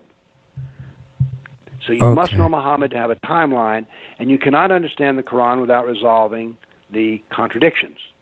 Okay. So Muhammad is necessary. And by the way, this is not late-breaking news. This is news only to those who think that all of Islam is found in the Quran. Everyone else doesn't tell the story that way at all. Fine scholars, like I have here a Quran written by, let's see, I'm looking for the name, Maududi, okay? Mm-hmm. He is a great scholar of the Quran. But not even Maududi can understand the Quran without Muhammad, because he too has to resolve the abrogation process. And abrogation is the process where the latter verse is stronger or better than the earlier verse. Okay. You simply cannot understand the Quran without Muhammad's life. So I want people who are listening to this lecture to know this, that I'm not proposing something which is radical or new. This is very, very old news. Okay, got it. So I think we've established the need for Muhammad. You can't be a Muslim without it, because he tells you how to pray. He tells you all the details of life. And he's also necessary, because without him, you can't even understand the Quran. Yeah, because the timeline comes out when you're talking about his different parts of his life. He's obviously older and in a different place at certain times. Right. Okay. The other thing, by the way, if you buy one of the bigger Qurans, you'll discover there are comments in it, and if you buy one that's much of a scholar's version at all, it will tell you this surah was written in Mecca. This surah was written in Medina. So again, when I say there's 2 Qurans, an early one and a latter one, a Meccan Quran and a Medinan Quran, now they're in the same binding. Once again, this is absolute classical scholarship. This is not some aberration that I've introduced into the discussion. Okay, and it was Muhammad himself who said that Medina is more accurate than Mecca. No, it's later. Well, that's what I mean. Therefore, because it's later, it's more accurate, because not more accurate, but it takes precedence and overturns what he had said before in Medina. Yes, abrogates it. Abrogates the earlier verse is the classical description. Okay, great. Now, by the way, there's a whole bunch of scholarship on this business about abrogation, how it's done. Jurists argue about it, and you put finer edges on it and everything. But basically, I've described to you the fact that, for instance, I can make an exact analogy here. Let's say that you are arrested for drunk driving, and you show up in court, and you bring some law books from 1938, and you say, "Judge, there's nothing in here about drunk driving, so therefore it's okay for me to drive drunk." The judge would go, "No, these laws were passed in this date, and we're living in their time, not an older time." So we're very used to, in our own legal system, of having the fact that you can't go to court and be tried under old laws. You can only be tried in court under the current laws. And just because they used to do it that way back when we had horses, not cars, doesn't mean that's anything. So I'm just trying to explain to you this business of abrogation, where the latter one is better than the earlier one, is a principle of law. Yeah, the latest precedent takes priority. Exactly. Okay. So there's nothing strange here. Okay, Let's go back to our story of Muhammad in Medina. Right. Muhammad has several problems. Problem 1 is he's poor. Problem 2 is he has some issues with the Meccans, because they drove him out of Medina. They drove him out of Mecca. Right. He didn't just leave, okay? Right. He was driven out. As a matter of fact, they were threatening to kill him. Okay. Now, there was no actual blood spilt in Mecca, but they did say, "We want you to get out of town. We're tired of living with you. We want you to go home," wherever that is. Okay. And actually, they didn't say go home. Basically, they said, "Get out of Dodge." Right. So now then, he has 2 problems. Number 1, he needs money. And number 2, he has a psychological issue, which is these people ran him out of his home. And it's important here because, you see, he is now forbidden to be at the mosque, Mecca, the Kaaba. Okay. So this is going to play an important part. So what he decides to do is, it turns out that Mecca is south of Medina. And to get from Mecca to Syria, you need to go near Medina. So we now have people doing business they have caravans. Now, what does Muhammad know about? He knows about the business of caravans. Right. So he decides that he's going to rob the caravans and this way take care of two problems. Well, now, maybe he didn't decide it. Maybe he was ordered to do that by Gabriel. Is that possible? I'm now thinking here, as I recall the story, this I don't recur this being happening in the Quran. This story all comes from the Sirah, the life of Muhammad. Okay. So in other words, we really can't tell whether it was his own idea or whether he was following orders. The Quran is going to come in on the 8th raid. The first 7 it doesn't mention. Okay. On the 8th raid, he sent men out for the purpose of robbing the caravans. Okay. The Meccan caravans. Right. Okay? Right. They fail the first 7 times. On the 8th try, they make it. But what they did was they robbed the caravan. There were 3 men in it, as I recall. They killed 1 and captured 2, but the problem was they did this in the month of, it was supposed to be a sacred month. There was a custom amongst the Arabs. Remember, this business of doing raids was something that everyone was quite familiar with. This was standard business practice. The Celtic peoples would rob cattle, and the Arab peoples would rob caravans. This had gone on for a long time. Okay, in other words, this didn't conflict with the tenets of the 360 religions that were in Mecca, right? Or we could say the customs of the Arabian Peninsula. Okay. There were always squabbles between tribes. There was a lot of tribal combat. Remember, they had been unable to achieve a unified government up to this point. These were querulous people. Okay. So, on the 8th try, they succeed, but they captured the problem was, the raiders had a problem. If the caravan got any closer to Mecca, that was a sacred space and they couldn't rob them there. However, they were in the last day of the month of a sacred month in which no weapons were supposed to be carried. So there was supposed to be peace. So they decided to grab the goods, even though it was in a month in which they were not supposed to be committing acts of violence. They come back to Medina with the money, the men they kidnapped, and they said to Muhammad, "Well, we did it." And then the Arabs said, "You have become a criminal. You have violated Arabic law of war." And so now then the Quran steps up to solve Muhammad's problem. What they said was, yes, it is wrong to do what Allah says is it was wrong to do violence, but what they did driving out of the Kaaba was worse. Oh, okay. So therefore the goods are yours. Muhammad took 20%, and this became the war chieftain usually only took 25%, so when he only took 20%, it was recognized as he was a generous leader. Right, exactly. Okay. Okay, so, but this is the beginning of the violence. Yes. So one of my big questions here, which I think might be pretty important, is whether the decision to start physical acts of violence was an order from the angel Gabriel. I do not recall it as being in that way. That's not the way I recall it. Now remember, I'm talking off the top of my head, and I haven't. And then, even though I've studied this a great deal, I now spend my daily life not as a scholar, but more in a political nature, doing things like I'm doing now. Okay. One of the best periods of my life was when I just sat with papers piled around me, reading books. Right. I'm a scholar. Yeah. Now there was a time in which I knew so many more details, but as I say, I now spend my life traveling, giving talks, and so if I make a small boo-boo here, well, I told you why. Well, I'm interested enough in this particular question that maybe by the next installment, you could let us know what you think. Well, I'll do that. It would be very easy to do.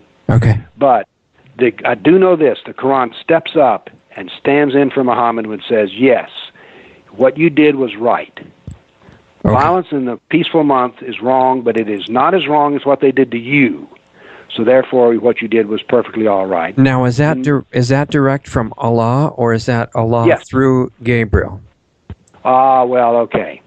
Allah never spoke directly to Muhammad. He only spoke through the angel. So the angel told him it was all right, according to that. Yes.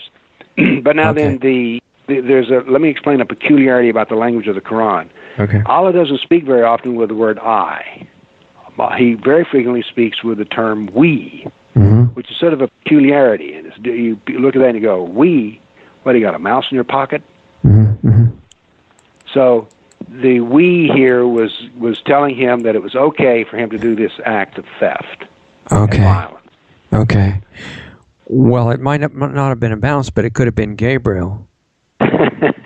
Or I'm just guessing. Well, I just mean, accept it. I I just accept what is written, that he decided to do the political action of theft Okay. and vengeance, and that the Quran comes in and says it's okay. All right. Now, let me say here, my Qurans, and I have 3 of them, they're sort of big, little, and bigger, I integrate the life of Muhammad into the Quran. So when you read my Quran, it's in the right time order. And what you discover is that Allah is in the business of taking care of Muhammad's problems. He has a problem in that this theft, the raid on the caravan, was condemned, and he solves the problem and makes it okay. Okay, and that's you integrate probably Muhammad's life- in exchange for Muhammad giving his life to Allah to be the prophet, I would assume. Could be. It doesn't really say. It just says that Okay. it was okay to do this. Okay. All right. Allah's going to step up to the plate many times in Muhammad's life and take care of his ongoing problems. Okay. As a matter of fact, it's peculiar how many of his personal problems work its way into the Quran. Going ahead, there was a period of time in which Aisha was considered, maybe she was having a little hanky-panky, and Allah steps in and takes care of the problem Okay. and says that she's innocent. And do this to those scandal people who spoke ill of her. Right. What I'm saying is when you lay out the Quran in parallel with Muhammad's life, you discover that Muhammad's problems were always solved by Allah, Okay. Okay. even his personal problems. Okay. So, we now have a way to make money. Right. And with that came an attraction to Muhammad. Because Muhammad had now had a way of life in which everything was settled. And he, by the way, was obviously a man of magnetic personality. Mm-hmm. So you now had a leader that you could believe in. You had a structural system in which all your problems were taken care of. And it was now possible to get rich. Okay. Well, this is, most religions want you to give the church money or the whatever money. And here was a religion that would give you money. Right. Right. Big advantage. Big advantage. Yeah. So Muhammad, therefore, began to raid the caravans more and more. Okay. Well, the Meccans, of course, noticed this. Right. Guess so. And so they got together. They had a big caravan. The caravans he got mostly were small ones. There was a major caravan. Now, one of the things that comes out when you read the story of Muhammad is that he had a spy system that was really good. Okay. He knew what was going on in Mecca. There were people still there who were giving him information. So he knew when there were caravans coming, and there was a big one. So when he also now is getting bigger armies together. Okay, at first it was his first raid consisted of 3 or 5 people. I don't remember the exact number. Now, these caravans, I picture them like lines of camels loaded down with things. Is that right? That's my image as well. Okay. Okay. As a matter of fact, there are many camels in the story of Muhammad's life. They're like furniture in the room. And his favorite was to have a red camel. These are just small details which most people don't know. Yeah, I wasn't aware of that. Well, I wasn't either till I read the life of Muhammad. Yeah, okay. So now then what happens is this. The Meccans, when they understand that Muhammad's on the move to steal from their big caravan, they send out a small army that was 3 times as big as Muhammad's army, and they said, okay, they marched north to Medina, and there was the first of the great battles of Islam at Badr, B-A-D-R. The Battle of Badr changed the world. If you were to draw up a list of history, historical battles that changed the world. One of them would, for instance, be the fall of Constantinople, but another would be the Battle of Badr, because all of a sudden Muhammad became now a true political force. He won at the Battle of Badr, and this now brought him great power and prestige. This is very important because later, as his life goes on, he's going to live for 10 years in Medina. As he becomes more and more successful, he attracts more and more people to him. To quote one of his latter-day followers, who is no longer amongst the living, Osama bin Laden, people like a strong horse. Right. Muhammad was giving them a strong horse. The more he was successful, the more people became Muslim. Okay. And he was to commit, as I recall, there are going to be 100 acts of jihad in Medina. Of them, roughly 40 or 50, and I'm talking off the top of my head here, were actual battles. There were assassinations ordered, many of those. But anyway, so we now are having prosperity and a larger group of Muslims. Okay. Now there was another problem in Medina, which is going to become very important. Remember, Muhammad gave evidence of himself as to who he was in society, as he was a member of the lineage of prophets which had been there since the dawn of time. The first prophet was Adam. Right. He was the final prophet. Now, there's an important thing to know about Mecca. There were Christians in Mecca. As a matter of fact, there was one Christian in particular that Muhammad loved to talk with, and the Meccans said, "Oh, you're getting all this Koran stuff from this Christian slave." And the Quran even addresses this issue. Remember I said the Quran always solved Muhammad's problems? Yeah. The Quran says, we know they say you're getting this from I forget how it calls out the person. It says, he does not speak a pure Arabic. And the Arabic of the Quran is pure Arabic. Okay. So, but there were no Jews in Mecca. Now remember, Muhammad identifies himself as being part of the lineage of the Jews. Yeah. A Jew, but a lineage of the prophets. Okay.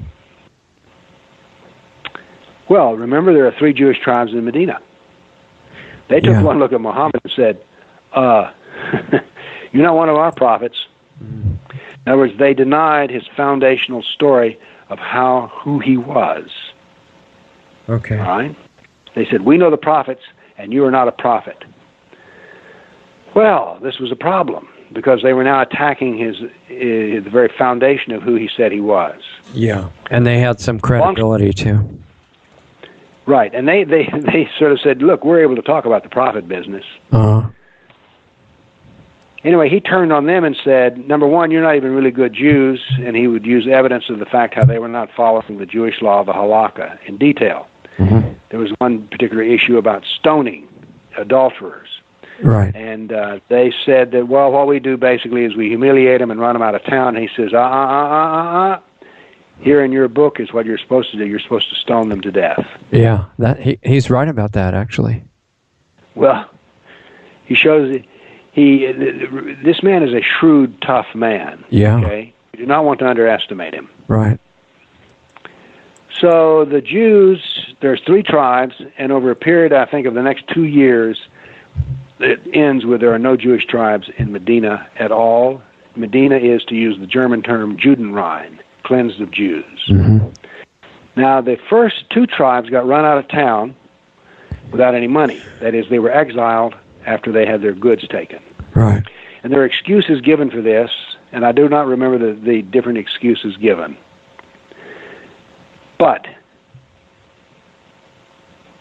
there now comes a time in which the 3rd tribe is accused, after the first 2 tribes are exiled. The 3rd tribe supposedly has some alliances and helped some of Muhammad's enemies, and so he attacked them, sold the women as slaves, adopted the children into Muslim families, and killed all the men.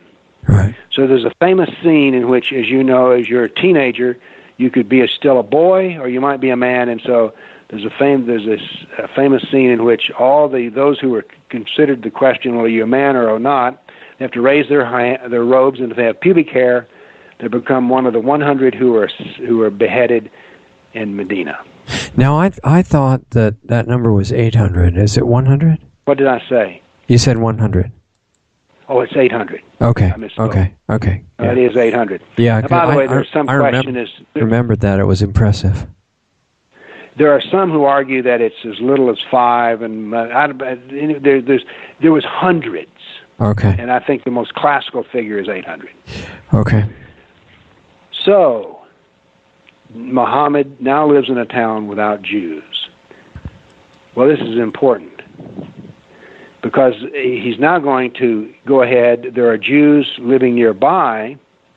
They're about 150 miles away, as I recall, in a town called Khaybar. So Muhammad sends out an army against Khaybar, and he defeats the Jews of Khaybar. And he does something which is going to become politically important for the world. He did not, remember the last tribe of Jews, he either enslaved them or he killed them. Right. Or adopted the children into families. Yeah. In Khaybar, he came up with another solution which is going to change world history. And that was they became dhimmis, D-H-I-M-M-I. A dhimma is a contract. A dhimmi is someone who signs a contract. Okay. Basically what they told Muhammad they would do is he could have the land, and then they would pay a tax of 50% called the jizya. Okay. They were no longer citizens. They were now subjects. And they could continue to worship, but they did not run any business of the community. Okay. This becomes the standard for Islamic tolerance. When Muslims proudly proclaim that they're a tolerant people, that they do what needs to be done, but they have a space for the people of the book. The people of the book are Jews and Christians. Okay. Let's stop and examine this peculiar phrase, people of the book. Well, in today's world, it would be a strange term to use because we have something called universal literacy. Oh, I see what you mean. So he was referring to people of the book being the ones that were able to read at that time? And they had a religious text. Okay. Remember, the religions of Mecca, of which one of them was Christianity, a peculiar form of Christianity, but nevertheless a form. Let me correct my thought here. And I've lost my train of thought. Well, you were saying that the people of the book were the ones who got turned into dhimmis, right? And they had to sign a contract. But the other thing is, all that. Yeah, the other thing we wanted to establish here is that there are no books written in Arabian at this time. Yeah, I bet you almost nobody realizes that. That's interesting. The Koran was the first book written in Arabic. So therefore, to be a literate person who had books was extraordinary. Right. Hence the term people of the book. Because no one in Mecca had a book. Now they had religious customs, how to pray, and they had 360 gods. They were polytheist. Yeah. And there were usually two gods in the same house. That is, the husband had a god and the wife had a god. And frequently these gods were associated with geological features in different areas. Okay. It was considered at that time, somewhat like the Native Americans, that every piece of land had its spirit or, quote, God. Right. So the people of the book, let's go back to that. The people of the book were now allowed to exist inside Islamic politics, but they had to be subjugated. They had to be dhimmis. Okay. They were subjects, they were not citizens. Okay, so the tolerance was, even though they had the wrong religion, they were allowed to live. They were allowed to live, but they had to pay money. Okay. And they couldn't pass their own laws. They could have their own customs, but power. Mao said that power grew out of the barrel of a gun. Muhammad said power grew out of the Koran. Okay. If you didn't believe in the Quran and believe that he was prophet of Allah, then you didn't have any political power. Okay. Only power came from believing that he was the prophet of Allah. Okay. So we've established a very important principle here. What is religious tolerance in Islam? And what is the position of the Jew and the Christian? Now, not everybody got the choice to become a dhimmi, right? Some people did not. Yes, this is true. And when he attacked that, I forget what town you said it was. Where Khyber. Yeah, the last one, right? The reason he attacked that town was because they were Jews, right? I didn't think you mentioned any other reason.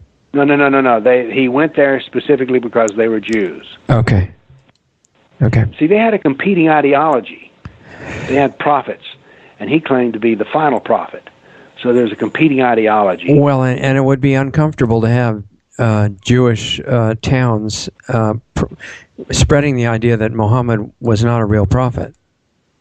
Well, there is that problem. Yes, there is. Okay. Now, what happened is that when they surrendered, there is another town which was composed of Jews called Fadak, and they said, "Don't even send your army; we'll just send you the money." Okay. Now then, I just remembered a hadith, which is I think important. One of the things is that I, as a scholar who speaks about Islam, am sometimes called a racist, which is peculiar because Islam has absolutely nothing to do with race whatsoever at all. Right, yeah, I noticed that too. Now here's an oddity. If all slaves are given their ethnic origin, you're an Arab slave or a white slave or a Jewish slave, but that's given, or a black slave. Riding into town, there's a hadith, a tradition, in which the man says, we were riding into Khyber, and the wind blew Muhammad's robe, and I could see the whiteness of his thigh. The reason I bring it up, it just happened to trigger the remembrance of that. Muhammad is repeatedly called a white man in the hadith. Oh, yeah, he had really light skin, according to that, right? Okay. So this is just an oddity. And this oddity ties into something that happens in American society today, which is in the prisons of America, Muslims will tell black folks that the natural religion of the black man is Islam. Right. The natural religion of the white man is Christianity. So Christianity is the religion of the white man, Islam is the religion of the black man. What's ironic is that Muhammad had white slaves and black slaves, but that he himself was a white man. Yeah, very interesting. I just find this a little slightly odd. Yeah, very interesting. And by the way, as I'm telling you these things, you can also see that for a proper understanding of Islam, it is important to know Muhammad. Yeah, I think it's definitely the best place for us to start is to know as much about his life and what he said as possible. Well, first off, not only is it important because you can't understand Islam without it, and again, this is not late-breaking news. Any Arab scholar, any Muslim scholar would tell you, no, you have to understand Muhammad. Right. So the last thing you said was about the white and black slaves. Obviously, according to Gabriel, because that's, Muhammad wasn't going by his own opinions. It was all from Allah and Gabriel, because he was a prophet, not a regular person. And so according to Gabriel, and therefore Allah, slavery was fine. Right? Oh, absolutely fine. Okay. Absolutely fine. You can't have a Muslim as a slave, but you can have other people as your slaves. Yes. Okay. Now, the Muslim is also a slave, but he is the slave of Allah, Abdullah, slave of Allah. Okay. Which is a common name. Yeah, but in human society, he would be a free person. Yes. Okay. Yes, in human society, they're free. Okay. A Muslim can't be enslaved. Now, we say that, and yet, moving ahead to as Islam became powerful and expanded politically, and now was a power in Arabia, and not only Arabia, but Africa, there's a constant complaint by black Islamic scholars that slave traders, if they couldn't find enough kafirs, and kafir is the non-Muslim, if they couldn't find enough kafir slaves, that they would capture up black Muslims and enslave them and say, oh, your Islam is not worth anything. You're not really Muslims. Okay, so yeah, if you just make sure that you consider them not real Muslims, then they can be slaves too. Exactly. Okay. But of course, this introduces a principle called takfir, which is accusing a Muslim of being a kafir. There's arguments as to whether you can do that or not. Some say you can, some say you can't, and this is one of the things that people argue about Islamic State. Islamic State says, oh, the Shia aren't really Muslims, so therefore we can kill them. Yeah. Or a businessman, he's not enough of a Muslim, so he can be killed. Yeah. That gives you a lot more freedom in the business of invasions if you can just decide who's a real Muslim or not. Well, this is an ongoing problem within Islam. Okay. Because if you can treat a kafir badly, and then all you have to do, if you're doing business with another Muslim and you want to cheat him, you say, well, he drinks beer during Ramadan, so he's not a real Muslim. Exactly. You can see how this goes from political to personal rather easily. Yeah. But anyway, back to Medina. Okay. Muhammad now fights more and more wars and becomes more and more powerful. It turns out that he is brilliant at war, absolutely brilliant. There's even one battle which is very important in Islam called the Battle of Uhud, in which they lost. Okay. Now, by the way, just a brief statistic, there is no jihad in Mecca, but 24% of the Quran written in Medina involves jihad. Okay. That's how important this is. Jihad goes from being absolutely non-existent to a huge portion. The point I'm making here with this observation is that it was jihad that brought Muhammad success. And so therefore, it is an integral part of Islam. Okay. And it is a systemic doctrine. When you say success, you mean signing up a lot of new members, right? Oh, well, when he died, every Arab in the Hijaz, which was classical Central Arabia, was a Muslim. Okay. That's how successful he went. All right. He went from having a very small success to an enormous success, but it was all based on the principle of jihad and politics, not purely religious. Remember, in Mecca, he was just purely a religious teacher. Right. And the religious part came in because the people who helped him with the jihad did it so that they get into paradise. Well, now there is that. There is that. As a matter of fact, there's an interesting thing about dying as a jihadist. That is, the eschatology of Islam is that you suffer the punishment of the grave. That is, being dead has its own punishment that you're aware of. And then there's the dread of Judgment Day, in which all of your good deeds will be weighed in a balance against all of your bad deeds. Mm-hmm. Now, there's magic multipliers you can have on good deeds, by the way. There are some things that, like, prayer during Ramadan is worth more than 10 prayers. I'm making this up. Uh-huh. Prayers outside of Ramadan. Okay. There's special benefits for this. But we now have a very successful man, but his success is based on jihad. Right. Let's deal with something here. Jihad is not holy war. Jihad means struggle. And it means effort. And as a matter of fact, it's interesting, but Mein Kampf could be, if Hitler had spoken Arabic, he would have said, my jihad. Okay, right. Jaharb is the word for war, H-A-R-B. Jihad is struggle. It includes war, but it also goes far beyond that. Okay. Now, there's a confusion, which is that there's an argument, well, the real jihad is the inner struggle. Whereas all religions deal with the fact that, okay, you've converted to Sikhism. You become a Sikh or a Christian or whatever. Exactly how do you do this, and how do you become better? Right. Well, there's a struggle we all have with, like, I used to have a very violent temper. Mm-hmm. So part of my struggle as a human being was to quell my temper. Okay. Because I saw that it created suffering in others as well as myself. Okay. So my attempt to get rid of my foul temper would be called my jihad. Okay, yeah, I can see that, right. Now, here's the deal. If we take the traditions which deal with, there are, as I recall, 21% of the hadith deal with jihad. Right. If we go through all those hadith which deal with jihad, and we get those that deal with jihad as a spiritual element as opposed to an element of war, we discover that less than 2% of the hadith which describe jihad deal with jihad as a matter of spiritual struggle. 98% of them deal with jihad as killing kafirs and battle and combat. Now we come to an interesting aspect of Islam. I've already told you this, but we haven't addressed it. Islamic knowledge is dualistic. That is, we have Mecca, we have Medina.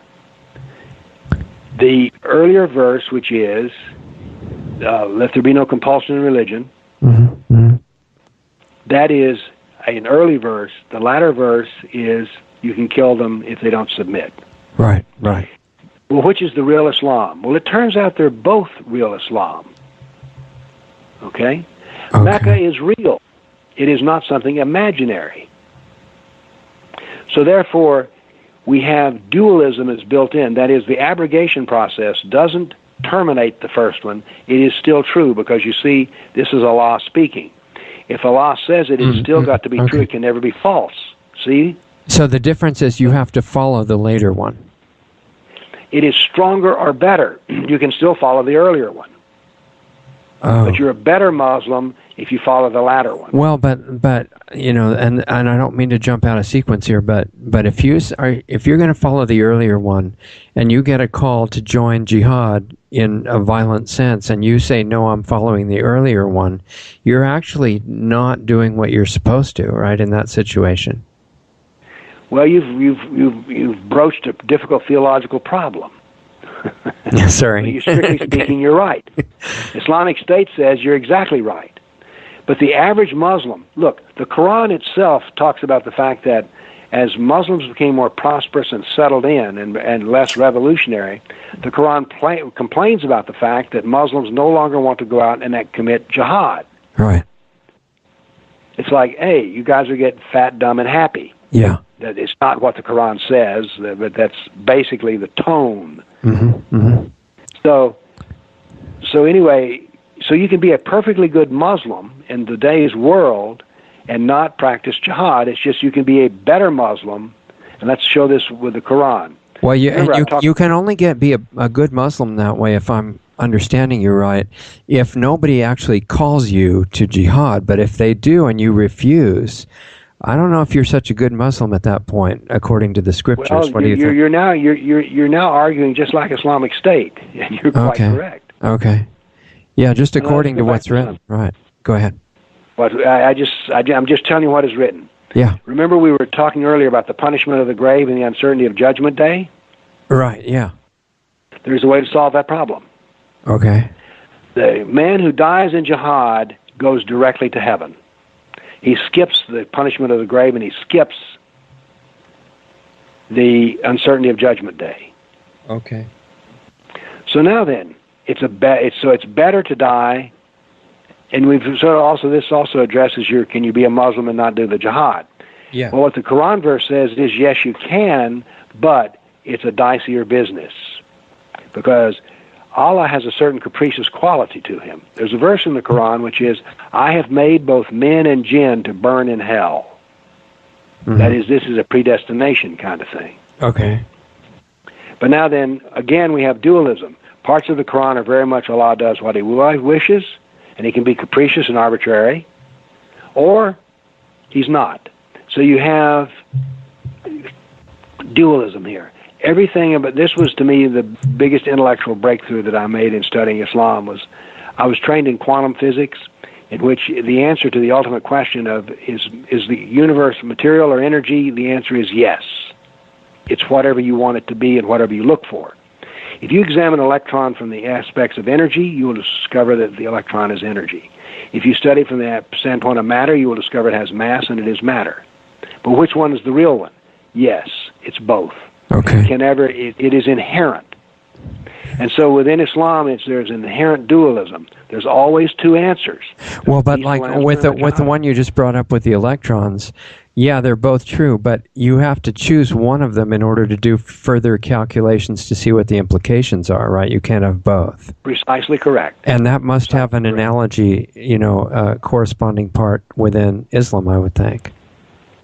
Well, it appears to be that most people, look, I've known a lot of Muslims. The second phase of my studying Islam was because I had a lot of Muslim students. Not none of them ever remotely threatened me. Okay? Yeah. They are Meccan Muslims, is what I call it. Then you have Medinan Muslims. What people call radical Islam, I call Medinan Islam. Huh, okay. Okay. And the reason for this is I reject the term radical. If you're doing what Muhammad did, then what you're doing is normative. It is not radical. Yeah, I agree with that. Right. So anyway, my terminology is, forget radical, it's Medinan Islam. Besides that, the answer comes directly from the doctrine. Okay. But yes, so there's different kinds of Muslims. Okay, so Mecca and Medina. one thing I've really wondered about it is if you're, if I'm saying all this with very little exposure to all this compared to you, obviously, but from what I've gotten from your books, Allah doesn't really recognize other than one kind of Muslim. It's just either you're a Muslim or you're not. And so there is that. If that's accurate, then my question, remains because of its implication for what's going to happen in the world. If you think you're a Meccan Muslim, and the Medinan Muslims specifically call you to help them with a violent jihad, is it within your valid religious options to say, no, I'm going to be a Meccan Muslim? That's what most people do, but we also have to recognize this. There are other Muslims who lead life as a Meccan Muslim and then in an almost overnight position become Medinan. Because the knowledge is there. It's just that you don't practice it. So what is it that makes them decide to change actions? Well, I suppose that many things can. Number one, it is not an unknown process in human history to be willing to die for a principle. Right. That's one of the more interesting things about being a human being, is that people will die for principles. It's considered very admirable in most cases, yeah. Yes.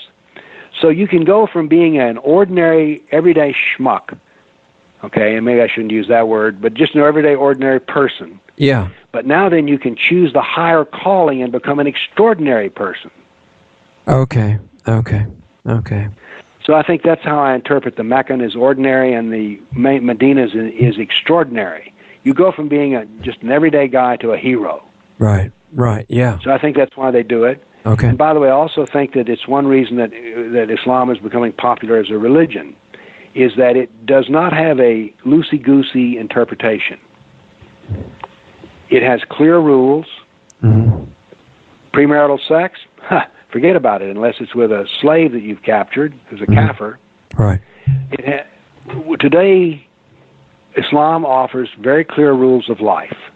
It also offers a very masculine way of life. A great deal of Christianity has become sort of Mr. Rogers' version of life. Sweet, nice people, but they're not kicking any butt. Okay. They don't.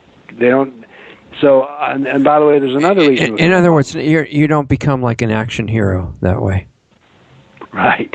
Okay. Exactly. Yeah. Mr. Rogers is not an action hero. Yeah. But you can, with Medina and Islam, you can become an action hero. Okay. And this, by the way, illustrates something once again. Everyone likes a strong horse.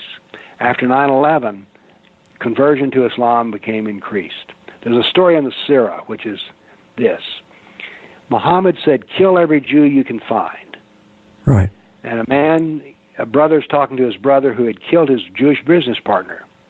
And his brother says, how could you kill the man who put the fat on your belly? That is, this was a business partner and you made him prosperous. Yeah. He said, because Muhammad commanded me to do so. The brother said, well, if Muhammad commanded you to kill me, would you do so? He said, yes, I would. The brother says, what an incredible religion you have here. I must become a Muslim. Yeah, that's just an amazing story. And it says a lot about psychology. It says an enormous amount about psychology. People love a strong horse. Right. And so this is one reason for the popularity of Islam today, is that you can, by becoming a Muslim, become an action hero. You Right. can become a jihadist. Right. You can become someone who's feared and someone who is admired. But not only that, you become the strong horse. Mm-hmm. And other people look at you and go, what an admirable person you are. Right. Now, from my standpoint, I don't see it that way. But I'm a kafir. So as a Muslim, once you become a Medinan Muslim and you become a jihadist, you're now the best of the best. Right. Right. Yeah, Instead of join Allah's special forces. Yeah, exactly. It's totally amazing. So, but it's a psychology that works. Yeah. It's got a long track record of success that way. And by the way, this is one reason that people are puzzled why Islamic State will put out. I don't know if you've ever seen any of the videos and stuff that Islamic State puts out, but the recruiting documents, and boy, they're beheading people, they're killing people, I was only able to watch them in the beginning, and then I really had too much for what I could stand of it.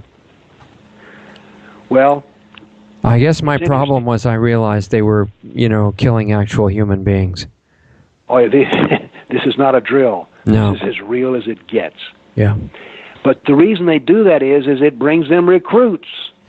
Yeah, until you just now explained some of that, which makes total sense with the action movie hero and everything, I couldn't imagine why anybody would ever want to join a group like that was just doing total destruction. Well, it is attractive. For one thing, you're very masculine. Right. I mean, we're using the term action hero, and I'm not using that term, by the way, to be cute or derogatory. As a matter of fact, one of the objections I have to a lot of movies made today is, instead of real heroes, who are real people, who are suffering and who are afraid, and yet they do the right thing, you have action heroes. Superman's, you don't need to be a hero if you're Superman. I mean, what's going to touch you? Yeah, exactly. I mean, all the superheroes are pretty much like that. They seem to be above the normal. They don't teach a real heroism. And that's, by the way, I'm just an old man complaining here. Yeah. But the comic book characters do not give us the real model of a hero. Well, it was like the story that you alluded to with you having to overcome anger issues, right, earlier on in your life. Mm-hmm. And you didn't even kill anybody to do that. And you, nope. Right? And you went through real human issues and came through it and actually managed to do it. And that's the kind of hero you said they don't talk about. Exactly. So, again, I find all this material fascinating. I, by the way, also am not the kind of person who ever starts fights, and yet I'm now living out the final days of my life doing nothing but debating and arguing and persuading. And so, but as an individual, I don't raise my voice. Mm-hmm. You can go through, I've had many debates, I appear in public, and I never raise my voice. Right. But that's because I'm capable of not raising my voice. Used to, when I raised my voice, I didn't really have a choice. Well, yeah, I mean, you have to do that, you have to develop a strength that's actually not acquired by most of the people who just go around killing people. Right. So anyway, I find myself in the position of talking about all these things, and yet all of this is absolutely foreign to me. The doctrine of Islam, in particular Medina, is not the way I lead my life at all. Right. And there's another reason that I couldn't be a Muslim. The Koran has a verse in it which says, "Do not ask difficult questions." Well, I'm a trained scientist, and there's only one kind of person I am. The real questions are the difficult questions. Yeah. Actually, real science, it seems to me, is being totally lost right now by design, and you're only supposed to be quoting and paraphrasing acceptable information, and that's the only acceptable science.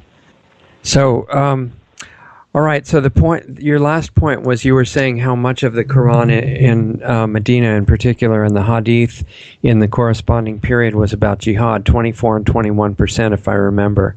And you said that 21% in the Hadith being about jihad, about 2 of those 21% were about inner struggle, and the rest was about war. Yes. Right? Yes.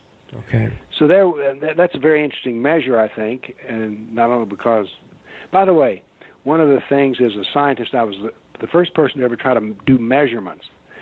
Previous scholars of Islam would debate whether the real jihad was the peaceful inner struggle or was the real jihad war. Yes. They would have debates. And I was the first person to come along and say, well, let's stop the debate and let's just measure how much peaceful jihad there is, and let's measure how much fighting jihad there is. That was brilliant. It's funny how those really significant discoveries are things that after they're made, everybody says, well, I should have thought of that. It's so obvious. Well, that's a really great idea. Is like, well, that's obvious. Yeah. Well, it hadn't been After it's obvious for discovered. 1,400 years. Yeah. But I mean, it's incredibly educational for people to hear about that, because it makes it not a gray area anymore. They're talking about war most of the time. And by the way, notice what I say to the guys who argue that the inner struggle jihad is the real one. I say, well, you're right. It is real. The other guy says, no, the real jihad is killing kafirs. I say, yeah, you're right. Right. And it's just that they're both there, and so that we need to respect both of them and realize that they're both live options. Yes. And I think that this has been a totally different approach. But like I say, I couldn't be a Muslim because the Quran says I'm not supposed to ask difficult questions. And those, if you're a trained scientist, that's like, well, those are the only questions that are interesting. Yeah. Easy questions, who cares? Well, I mean, but it's interesting that Allah doesn't forbid understanding complex issues.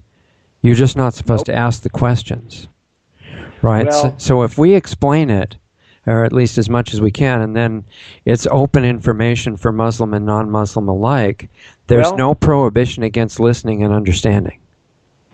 I gave a lecture in Canada, and a man set up 3 lectures in succession. I said, okay, I'll do it. That's hard work, by the way. Yeah. And on the front row was an attractive woman who gave the appearance of being Muslim. Okay. My first lecture, she wrote furiously and asked all kinds of questions. Mm-hmm. The second lecture, she wrote a little bit and asked a couple of questions. The third lecture, she took no notes and came up to me after everyone else had left and says, I want to thank you. She says, I tried to get you. I came to the mayor of this town, Calgary, and told him you shouldn't be here because you're a hater, Mm-hmm. immoral. She says, in your talk today, you have never raised your voice, you've never insulted, you've never condemned, you've never negated anything. You've merely explained what is. And then she stuck her hand out, which means she's not fully Sharia compliant. Mm-hmm. She said, I want to thank you. You've given me many questions I must ask my religious teachers. Okay. Wow. That, to me, is perfection. It makes it worthwhile for the work that you're having to do. Well, to me, as a teacher, that is as good as it gets.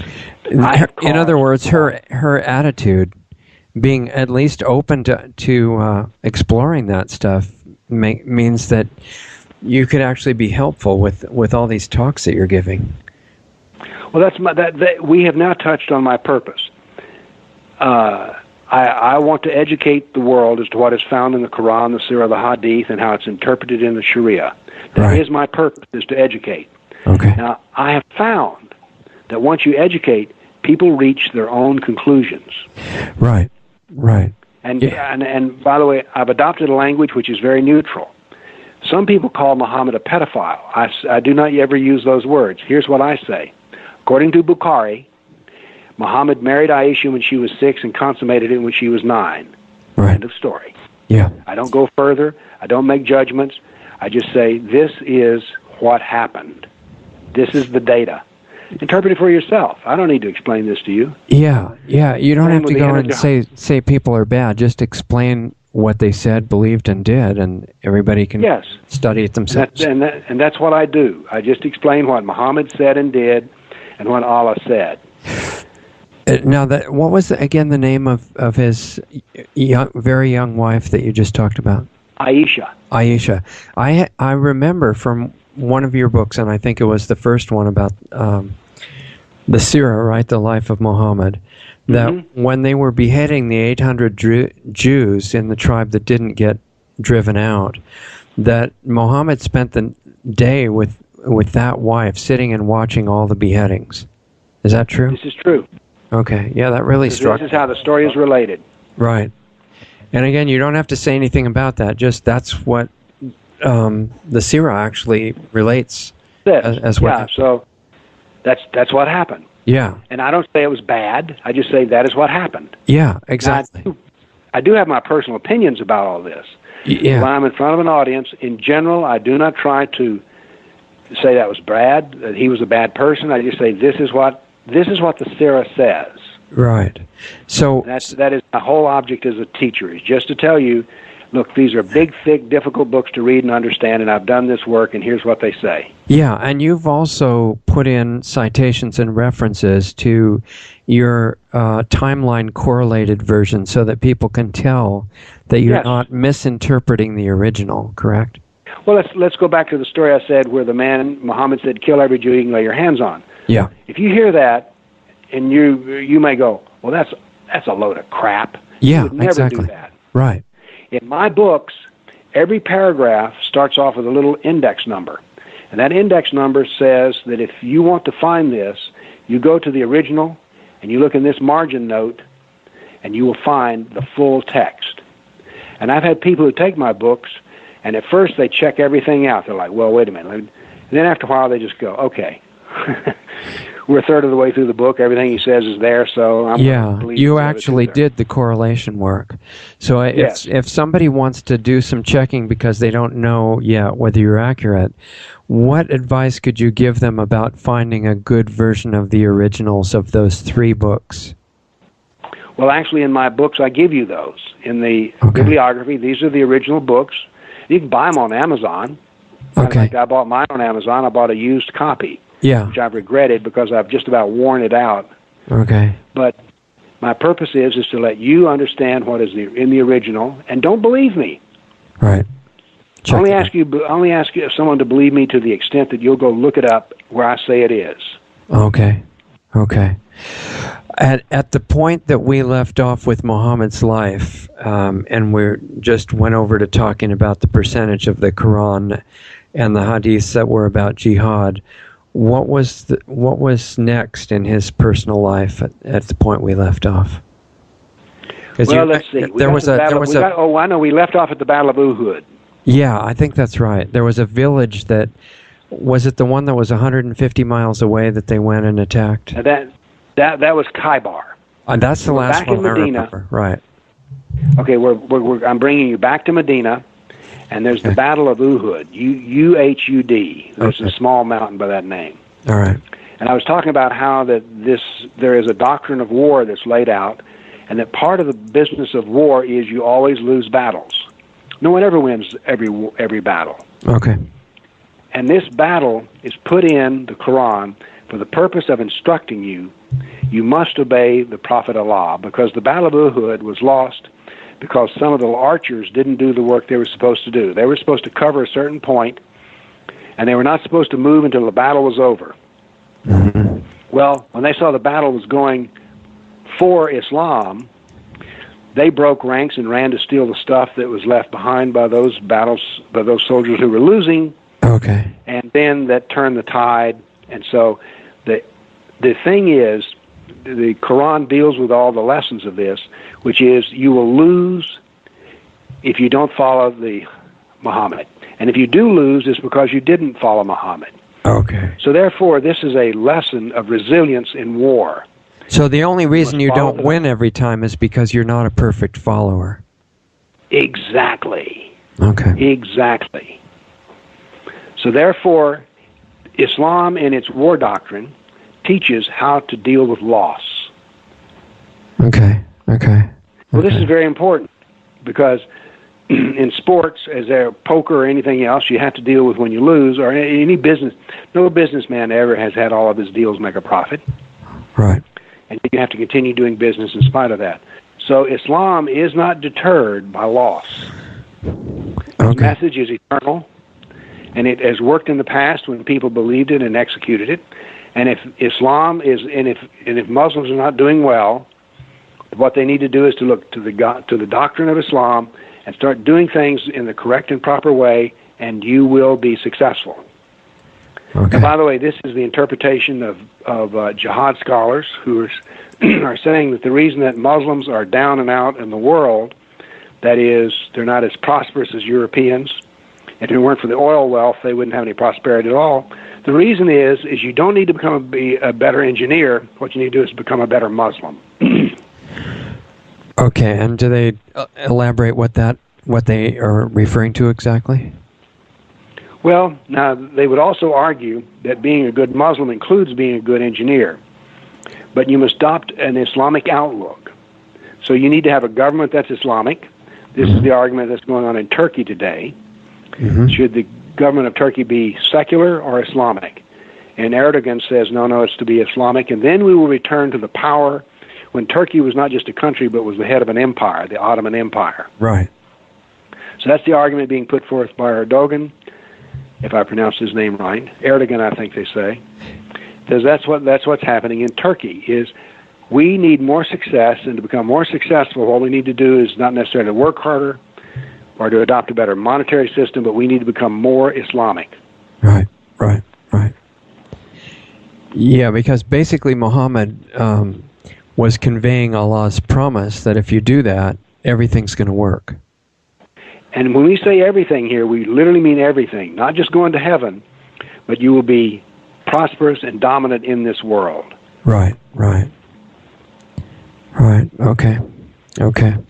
All right, so what happened after that lost battle? Well, they continued to fight, and the battle draws to nigh when, by the way, finally, in about his 8th year in Medina, he pretty much has begun to win everything. Now, he does lose an occasional battle. He lost one in Taif, but by and large, he wins everything. And these battles are not happening because he has enemies that might attack him. If I understand it, it's battles because of conquest, basically. Exactly. Okay. Battles of conquest. So in his last battles, he heads north out of Arabia, once Arabia is subjugated, into Syria, which I believe you'll find is a country today. And his successor, Abu Bakr, took care of the business that... See, when Muhammad was alive, there were many Muslims who just saw him as a tribal chieftain to which they had an allegiance to. This was not the first time that they would have allegiance to other chieftains. When he died, there were many Muslims who said, well, we tried the Islam thing. It was cool while it was working, but Muhammad's dead, and so our allegiance is elsewhere, and we're going on our way. Yeah. And Abu Bakr, who was the father of Aisha, said no. He was the first caliph. Okay. You will never leave Islam. And so they were the first war that Islam fought after Muhammad died were the Rida Wars, which took care of the fact that there is no apostasy in Islam. And Abu Bakr then, was he Muhammad's father-in-law, basically? Yes, he was his father-in-law, as well as best friend and best supporter. Okay. Do you know the name of the caliph of Islamic State? Al-Baghdadi something, I think. I don't know. Abu Bakr al-Baghdadi. Okay, so he took the name of the first caliph. Okay, got it. There's a lesson here. Islam is a constant unfolding of the same doctrine. It never changes. The doctrine never changes. It just adapts and moves and changes in the sense of it adapts local politics, the printing press, the internet, bombs, planes. But the doctrine itself has no need of change because it has been working since the days of Muhammad, and it has worked for the last 1,400 years. Okay. So what we're seeing unfold in Germany, what we're seeing unfold in Europe, what we're seeing unfold in Iraq, is all the same story being told over and over again. All right, so in other words, in order to be a perfect follower of Muhammad and Allah, you just have to do what he did, basically, right? Exactly. Or what his followers did. There's also another teaching here. If you want to understand the immigration problem in Europe, if you want to understand the problem of Islamic State, Al-Qaeda, and Boko Haram, what do you need to do? You need to study Muhammad. If you're a Christian missionary and you want to convert Muslims, you need to study Muhammad. Muhammad is what you need to do if you are trying to deal with Islam and you do not know Muhammad, you're a blind man in a room without a light bulb. Okay. And this is not unheard of for people born into the religion itself, right? To not really understand or know the details necessary about Muhammad's life. This is very true. The book that contains his life, the Sirah, is 800 pages long in fine print, and it's a very difficult book. Wow. My purpose is in making it understandable. So, the Quran is notorious for not being able to be understood, and yet I've made it understandable. So Well, I want people. what was it like to try to make the Sirah understandable? It sounds like that would have been a pretty hard job. Well, there was a time when my editor asked me the question. She says, "Bill, this paragraph is ambiguous." I said, "Well, here's the original." And she read it, and she reread it, and she reread it a third time. She says, "I can't figure this out." I said, "Well, it's ambiguous, isn't it?" She says, "Yes, it is." Then she looked at me and she says, "Is all of this book written in this difficult style?" I says, "Yes, it is." She says, "Oh, my word. I'm just suddenly realizing what you have done." Yeah, that's a big job. And who originally wrote the Sirah? Well, Ibn Ishaq, which is Arabic for Isaac, wrote it, and this was written roughly 150 years after Muhammad died. So it was based on oral traditions of the time? Yes. Now then, I'm going to put two pieces of something together here, which is intriguing. All right. I've already told you that you cannot understand the Koran without Muhammad, right? Right. Yet when the history of Muhammad was written down, his traditions and his biography, none of the people who wrote this down had ever seen him or heard him. Right. They had heard this chain of stories. Aisha told this man who told this man who told this man who told this man who told my uncle who told this to me. This is called, in our court of law, hearsay. Right. Now then, the Quran claims to be a perfect book, without flaw, without error. Mm-hmm. Okay? But we cannot understand it without Muhammad. So therefore, to interpret the world's perfect book, you must use evidence which is not admissible in our court of law. Right. And that's a typical religious scriptural issue, I would think, because there's so much involvement of oral tradition. Yes. But I think it's just amusing or intriguing to say that the only book that's ever been written that's perfect, because it wasn't written, it was delivered by Allah. Right. It's the perfect book. Can't be understood without something as faulty as hearsay. Yeah, and I mean, it's kind of a moot point and irrelevant, the accuracy of the hearsay, because everybody accepts it as completely true. Exactly. But now we get to the question. When you read the Sirah, it is so detailed.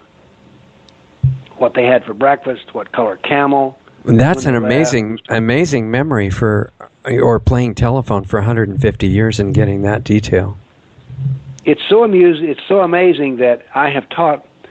Now some say, well, the Arab mind for memorization is so powerful that this can be done. I say, I taught Arab students for 8 years. I was not impressed.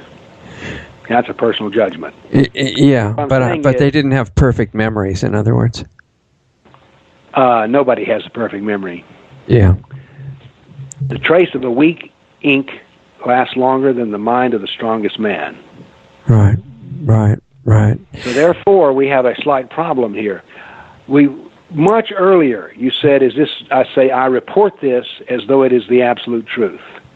Now then, as a scholar, when you look at the detail of the Sirah, you go, there is no way that any man could remember all of this and then pass it along for 7 to 8 generations.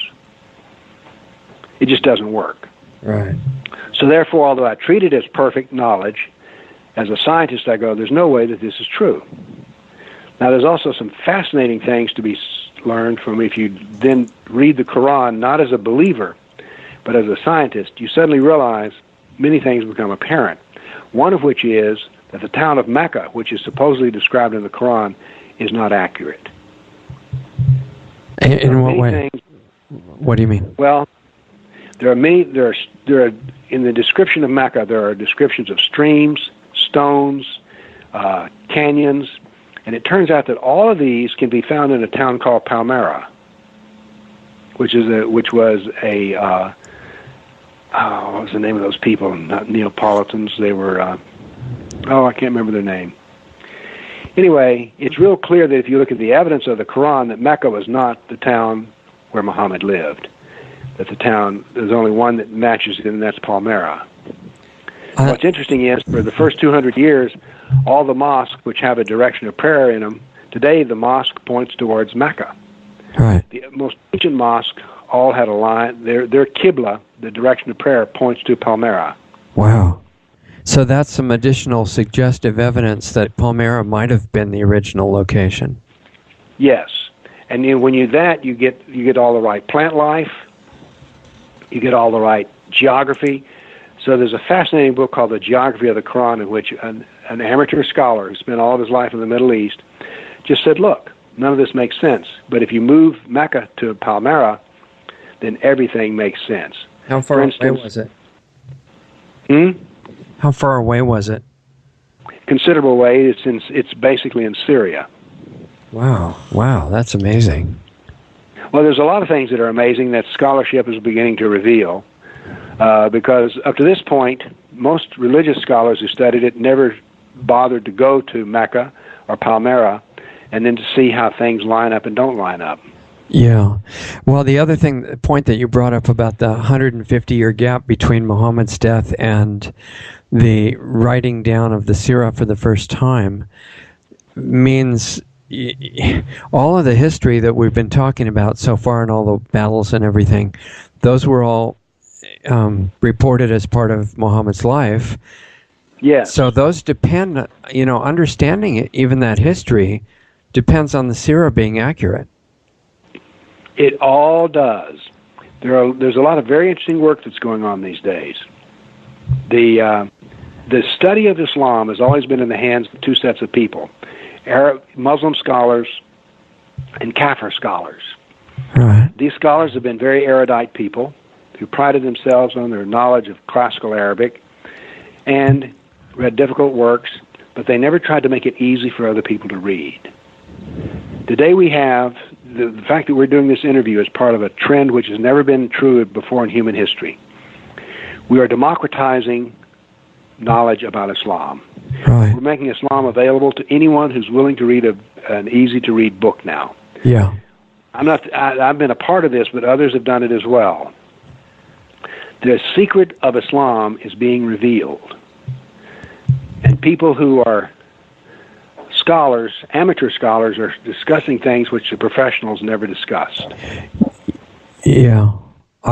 This is an interesting time in history. I think this is really important, especially since the physical outcome is at least affected by the degree of awareness that everybody has of what's going on. And I don't know if you experience this with your Muslim students, but a lot of the Muslim friends that I've met and known, my impression is they've never really learned much detail at all about the belief system. They've just taken it on like you would take on an inherited political party or football team or something. And then everybody who doesn't agree with you is by definition bad, and you don't have to know why. It's just your team or your belief system. You are precisely correct. And so therefore, we want Muslims to understand Muhammad. We want Kafirs to understand Muhammad. Absolutely. We want military generals to understand Muhammad. We need everyone to... If I were ruler of the universe, I would see to it that every student learned about the Quran and learned about Muhammad. You say, well, Bill, that'll make them all Muslims. Actually, I think it would give the exact opposite effect. Well, and the point is, if you believe in freedom, then everybody really should be free to decide how to live their own life based on the most complete knowledge they can get. And I absolutely agree. Right. And the question, though, that you brought up is that affected or changed by the fact that the Sirah is based on 150 years of playing telephone with this information, and we don't know how accurate it really is? Does that matter now or not? Well, it matters, I think, that you learn this at two levels. Number one, I think you need to know what the believer believes. I think you need to know that. Mm-hmm. That's what we've been discussing up until the last 15 or 20 minutes. Right. But then I think we need to be able to step back and say, wait a minute. Do you really think we know the conversations that were held 150 years ago? No. Imagine that we knew nothing about Abraham Lincoln. Yeah. Except oral stories, and we now sat down to write Abraham Lincoln's life. If nothing had been written about Abraham Lincoln between when he got killed and right now. Mm-hmm. Okay. That's the problem. Okay. Yeah, that makes it a real situation. It does. But I think that everybody needs to first learn what it purports to be, and then you can move on to the more difficult questions, as is, well, now what really happened? You see, there's another problem here, which we'll deal with for our final point of today. Yeah. When you say that Mecca was a trading center, and then you look at a map, and you look where Mecca is, which is in the lower part of the Arabian Peninsula. It's in the southwest part. Mm-hmm. And then you ask yourself, it ain't on the way to nowhere. It's totally out of the way. Now, Palmyra is a trading center. Okay. So there's two separate sets of questions. One is the implications that come from what everyone believes is accurate history. Right. And the other one might be entirely secondary in its implications for the world now. And that's possibly just academic question of what really happened. Exactly, because I think we need to know both what is purported to happen and what actually happened. Okay, all right. First, you need to learn what Muslims believe. Then you need to sit down and take a critical look at the Koran. For instance, the Quran says it's a perfect work in Arabic. Well, almost all the words which describe the essence of being a Muslim, the zakat, the shahada, all of these words turn out not to be Arabic words, but Aramaic words. Okay. That's kind of peculiar, isn't it? That the chapter name surah is Aramaic, not Arabic. Yeah. Why do you think that is, actually? Well, now we're getting off into a very new part of the world. We can do another subject. Okay. But all these clues are, if we were Inspector Poirot, we'd go, wait a minute, this doesn't all fit together.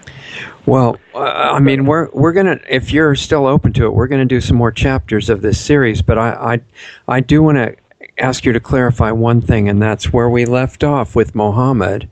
He was still alive, and he had not done the last battle yet. Just in a few sentences, how did the rest of it end up? Once he conquered the pagan polytheist and crushed the Jews, he then left Arabia to go into Syria to attack the Byzantine Christians.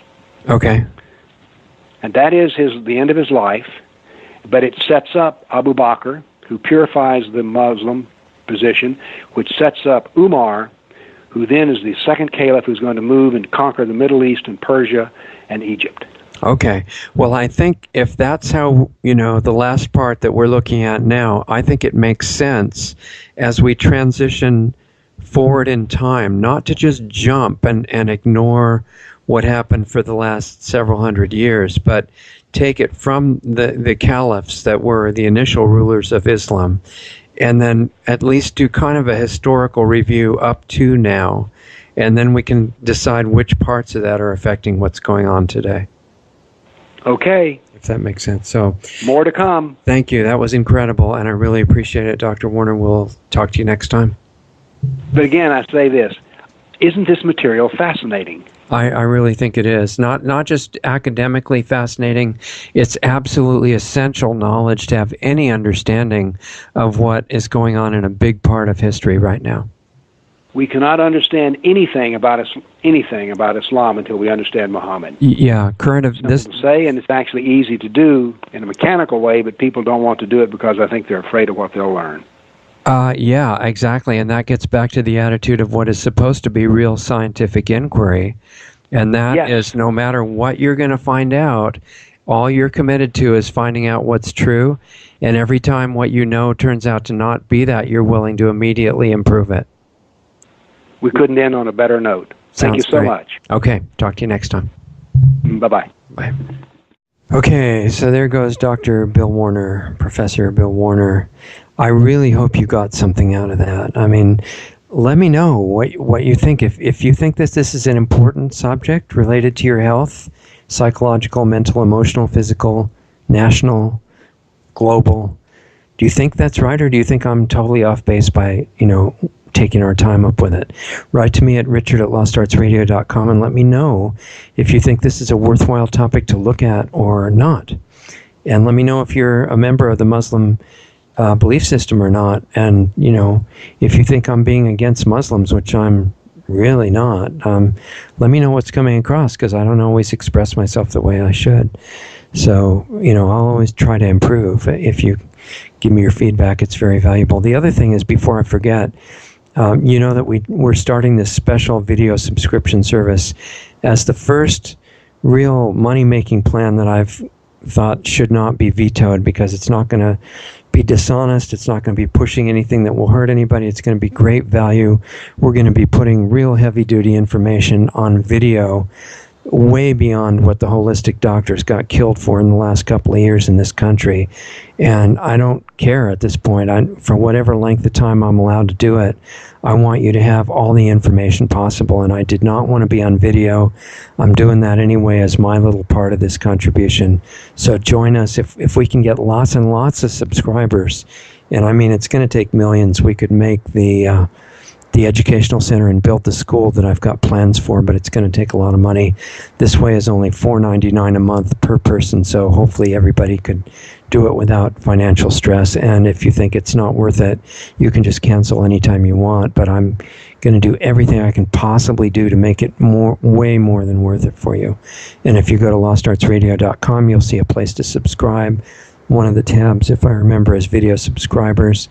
Go there and you can sign up and see what it's like. It's going to be incredible, and I'm just about to start making the videos probably in the next 2 days, so make sure you get your spot. Anyway, this is going to have to be really quick, because I've got much more to say about Dr. Warner's presentation and discussion than we have time for. Anyway, this is lesson 1 about Muhammad's life, and next time will be the history up to now, which I think would be incredibly interesting. History is a super exciting subject because it's real life, and yeah, it's taught in a very boring way in school most of the time, but the subject itself is incredible. And what I found in talking to a lot of people is that most Muslims and most non-Muslims really don't know the details of everything that Muhammad did, everything that he taught. And you really need to understand this if you're a Muslim, but also I think for everybody else, because Muhammad said clearly that he was the perfect, or at least Allah did, that he was a perfect Muslim. And if you want to be one of those, you have to follow everything he did. So, and it's for all time, so you have to copy it. And as I said, most Muslims that I've talked to haven't been totally familiar with that. They, recite that Muhammad, or Allah is the only God, and that Muhammad's his prophet. And it's like the catchphrase that you have to recite, and once you do, and this is not just true for Islam, most religions have this, that if you're willing to say a certain phrase, you're home free. And even there's a lot of people in other religions that do that, and then they don't do anything to upgrade their lives and figure it's fine. And a lot of Muslims that I've talked to, they've memorized that phrase, but they don't really know the details of how they're supposed to live. And one of the reasons I wanted somebody like Dr. Warner to come on is to explain that, because everybody, given what's happening in the world, they need to know that. Islam says those who refuse to convert to Islam, they have to become dhimmis, which we talked about in the discussion tonight, or they have to die. It's really simple. You don't have to be, an incredible, what they call a rocket scientist, although I'm sure not all rocket scientists are rocket scientists, right? If you know what I mean. But it's not complex. You have to convert or die. Or if you're lucky, you get to be a second-class citizen. And as far as what they have to say about Jews, and we went over one of the tribes, where Muhammad and his 9-year-old wife, this is not criticism of Islam. This is the truth. And it's written down by Muhammad and Allah that, well, actually, they didn't write it down. The people much later did. But what he told verbally is that he and his 9-year-old wife spent the day not having a picnic, but sitting around watching 800 Jews be beheaded. So, Hitler didn't compare to what Muhammad did with the Jews, not personally, but what he ordered. And those who refuse the call to jihad are going to go to hell according to the belief system, and they probably should be killed. In fact, it probably says somewhere that they should be killed. We'll check on that with Dr. Warner. But killing non-believers is one of the fastest ways to get into paradise.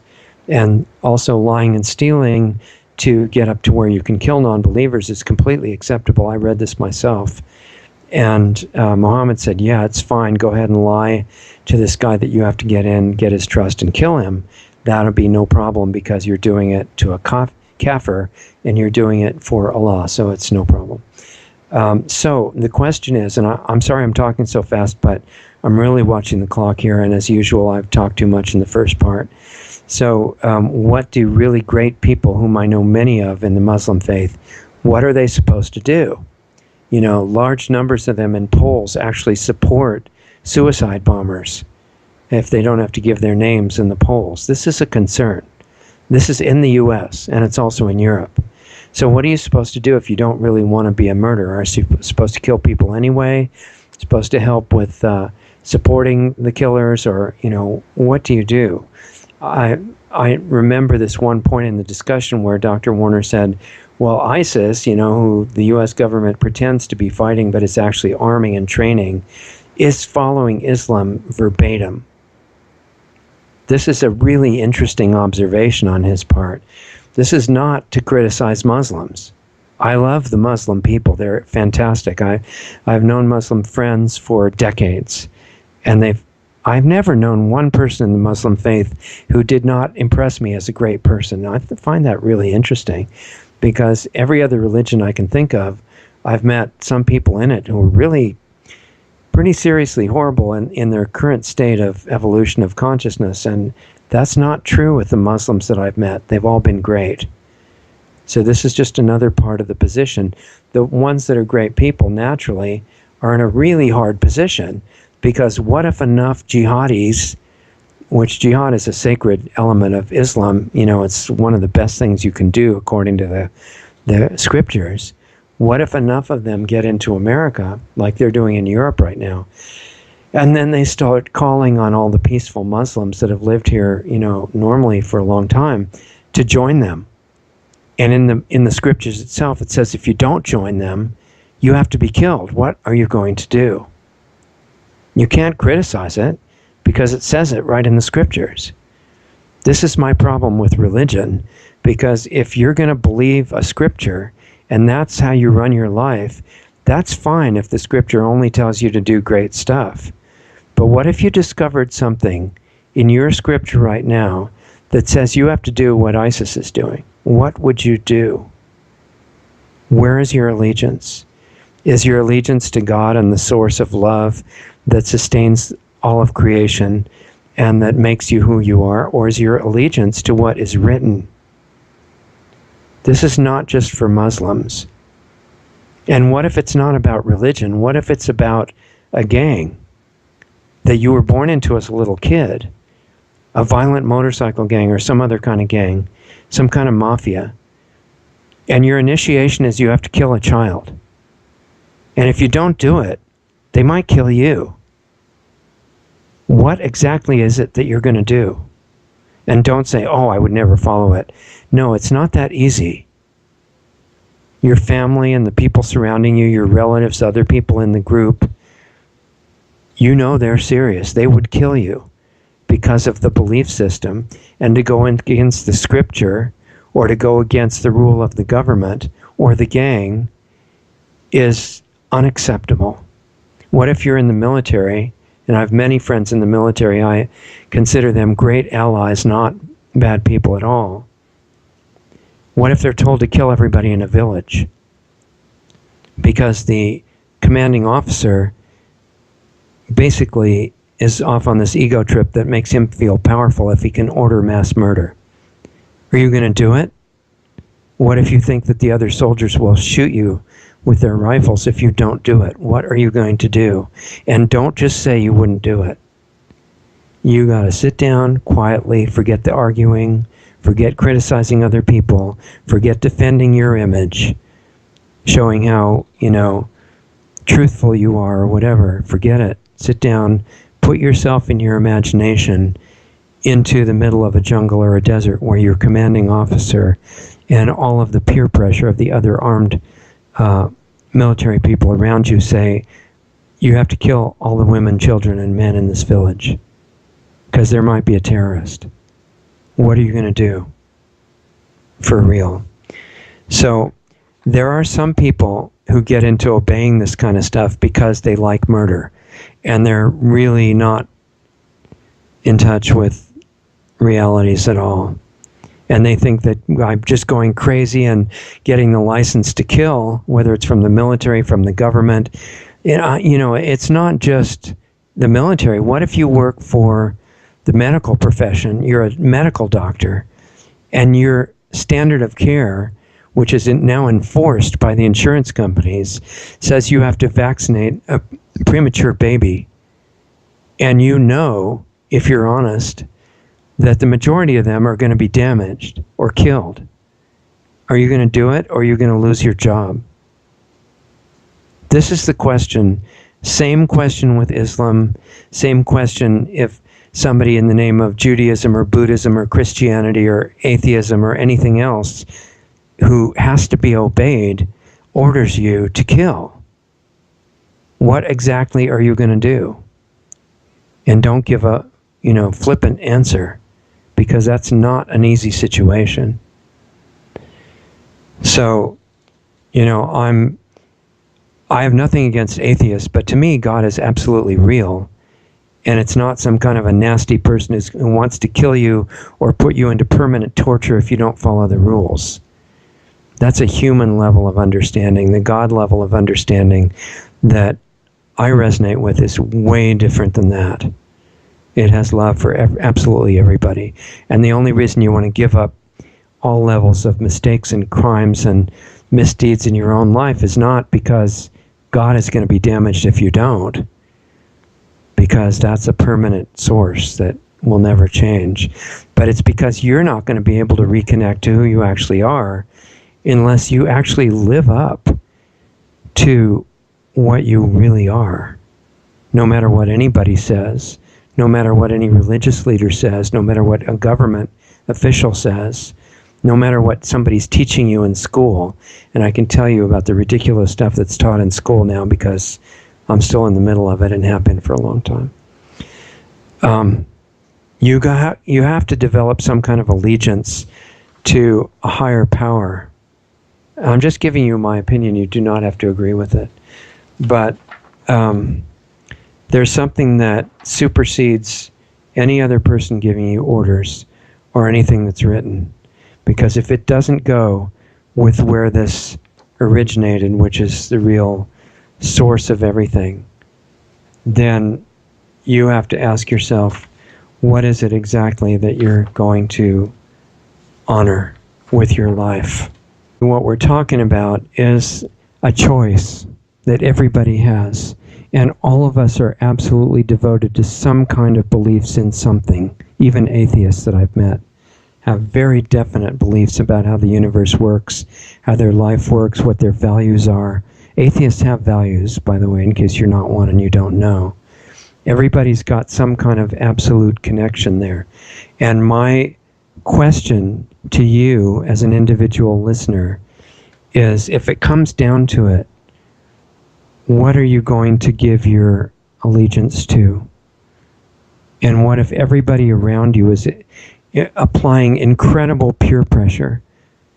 I mean, maybe that they're going to just never talk to you again, or maybe that they will kill you. In certain military situations, if you don't commit the crime that you're being ordered to commit, they can kill you if it's on a battlefield. And that's happened many times. If you're in certain religions, and what we're finding out from Dr. Warner is, in Islam, if you try to leave, and we haven't really gotten into this in detail yet, but I've read a lot of his books and the original scriptures as well. And if you try to leave Islam, this is what the first caliph had to deal with a lot, as we talked about at the end of the discussion. You have to be killed. You can't just leave.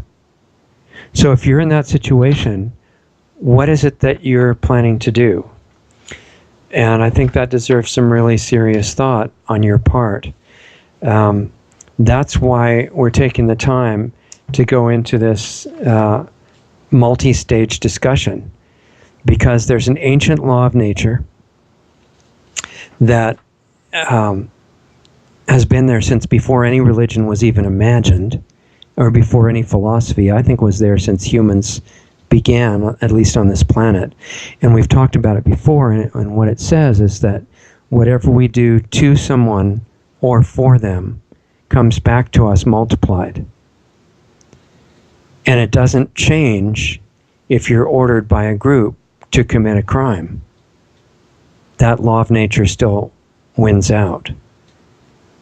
And the spiritual teachers of all different kinds have talked about this. And then some of them, like what we've talked about in the version of Islam, which was written down originally 150 years after Muhammad's death, and is, according to Dr. Warner, being followed verbatim by the Islamic terrorists that you're not supposed to talk about anymore. They give a free pass to commit all kinds of atrocities if it's for Allah, and if it's against kafirs, which is a very derogatory term. According to Dr. Warner, it's worse than the N-word for so-called black people. And I say so-called because we're all human beings. I don't recognize these big divisions between so-called races. We all started most likely in southern Africa and migrated to different parts of the world where the lack of sun or abundance of sun decided what color we ended up over generations, but that's another story. I think we're all one family, and what I'm asking people to do is, are you strong enough to live your life for that and be an example of it? And I hope as many as possible are, because right now our global leaders, they're not really leaders, they're global rulers and controllers. They're using all these strategies against us. They want the tremendous overwhelming inflow of people who are willing, because of their religion, to kill everybody who won't go along with them. And they're going to hope that you help them if you're a member of the Muslim faith. That's why we're forbidden for talking about it now. They're also spraying us from high in the atmosphere. They're turning our food into forms that cause cancer, infertility, and organ damage and death. That's called GMOs. Government is promoting that as fast as possible. They've got these Black Lives Matter people who are basically a black version of the KKK that are advocating racism against non-black people, completely brainwashed by the power structure, doing as much damage as any other group I know of. And then class warfare is being revved up, race war is being revved up, even though, as I said, we're all human beings. Fluoride and other poisons, arsenic and things are being put into water supplies, EMF technology. Lately, the 5G network is being rolled out that are going to just scramble people's brains and cellular communication completely. FCC is being apparently bribed and blackmailed into passing that quickly. Nuclear power is all over the place, surveillance and mind control. So if we have the strength to not go along with all of it, not just Muslims, I'm talking to everybody. If you don't think you've got this decision to make, you're not looking deep enough. We're going to have to be there for each other. We need economic alternatives as the power structure tries to shut down what's left of the economy, and they do plan to do that. And they plan, when the economy dies, you're going to be dependent on government, which will give you GMO food and lots of vaccinations, and you won't be able to think straight at all. You will not have a fun life. And we need alternatives now. We need to start taking care of each other and thinking of each other's welfare now. It's not anything like government welfare that comes with strings attached. This is like real welfare, which is also called charity. And a lot of great religious leaders have advocated it, because we're supposed to take care of each other, not make government do it, because that's a trick leading to tyranny. So I want to help you with as much from my side as I can with health alternatives, real health information that's forbidden, for which the holistic doctors have been killed. I want to share it with you openly. We're going to continue on doing that on our two shows, the Sunday show at 6 p.m. Pacific, 9 p.m. Eastern on Sunday nights, and on the Saturday morning show that's live call-in to discuss all this stuff. And you really should consider joining us next Saturday, 8 in the morning Pacific, 11 o'clock in the morning Eastern, and please sign up for the new video subscription service, because this is a form of money raising that I really don't feel bad about at all. It could build our school if we get this out to everybody. And I'm going to do what I did not want to do and go on video and start making frequent videos talking to you directly and sharing the most hardcore stuff that I've got. Everything that I can possibly give you, I'm going to do, and hope that you get the radio shows, the call-in show and the video service, because we need it. We need every tool that we can get to try to not be wiped out and go along with the future that's being cooked up for us. It's going to be, in their vision, hell on earth, leading to the destruction of the whole biosphere. That is the bottom line of their plan. I'm sorry, but that's it. And if they want to bring hell on earth, let's do the opposite. Whether you're a Muslim, a non-Muslim, a Christian, a Buddhist, an atheist, I don't care, whatever you are. And, as I already told you what I think of race, I think it's an arbitrary division. Let's get committed now to learning fast everything that we can learn to help ourselves and each other, because helping yourself and helping others is absolutely inseparable. There's no dichotomy between selfishness and serving others. If you really serve yourself, you can help everybody around you, even if you don't say a word. So make sure and come back and join us next Saturday at 8 in the morning Pacific for the call-in show. Please sign up for the video thing. I made it as cheap as I could. If we get millions of subscribers, we could build the school right away, which is what I really want to do. And I'll do my part and give you everything I can on the videos and continue what we're doing on the radio. So thanks for holding out for this long show. I hope I didn't bore you with the long discussion. And we'll have Dr. Warner back for another installment in a month or so. And in the meantime, I'll have an announcement up soon about next week's show. Have a great week. Practice what we've been talking about. Learn everything you can. And we appreciate you very much. We'll see you next time. If you'd like to support Lost Arts Radio, one brand new way that you can do that is by becoming a monthly subscriber to our new video subscription service. Richard is committed to making daily or several times a week short educational videos that will only be available to you if you're a monthly subscriber. The subscription cost is just $4.99 per month, and it's paid via PayPal, so you can use your PayPal account or any major credit card. To sign up, simply go to lostartsradio.com and click the video subscribers button along the menu at the top of any page and sign up right there. We will then send you your own personal login, and you can then access these new videos as Richard adds them to our site. Find us on Facebook at facebook.com/lostartsradio. Visit our website at lostartsradio.com for Richard's weekly focus articles, as well as lots of other really great free educational resources. We also have links to all of the great independent musicians whose music we feature each week on Lost Arts Radio.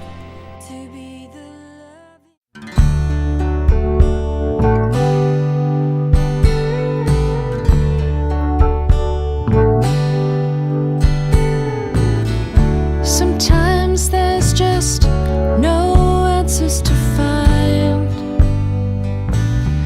Just learn to understand. The sun's burning hot, and I'm blinded by the fast-blowing sand. And now I'm searching for water.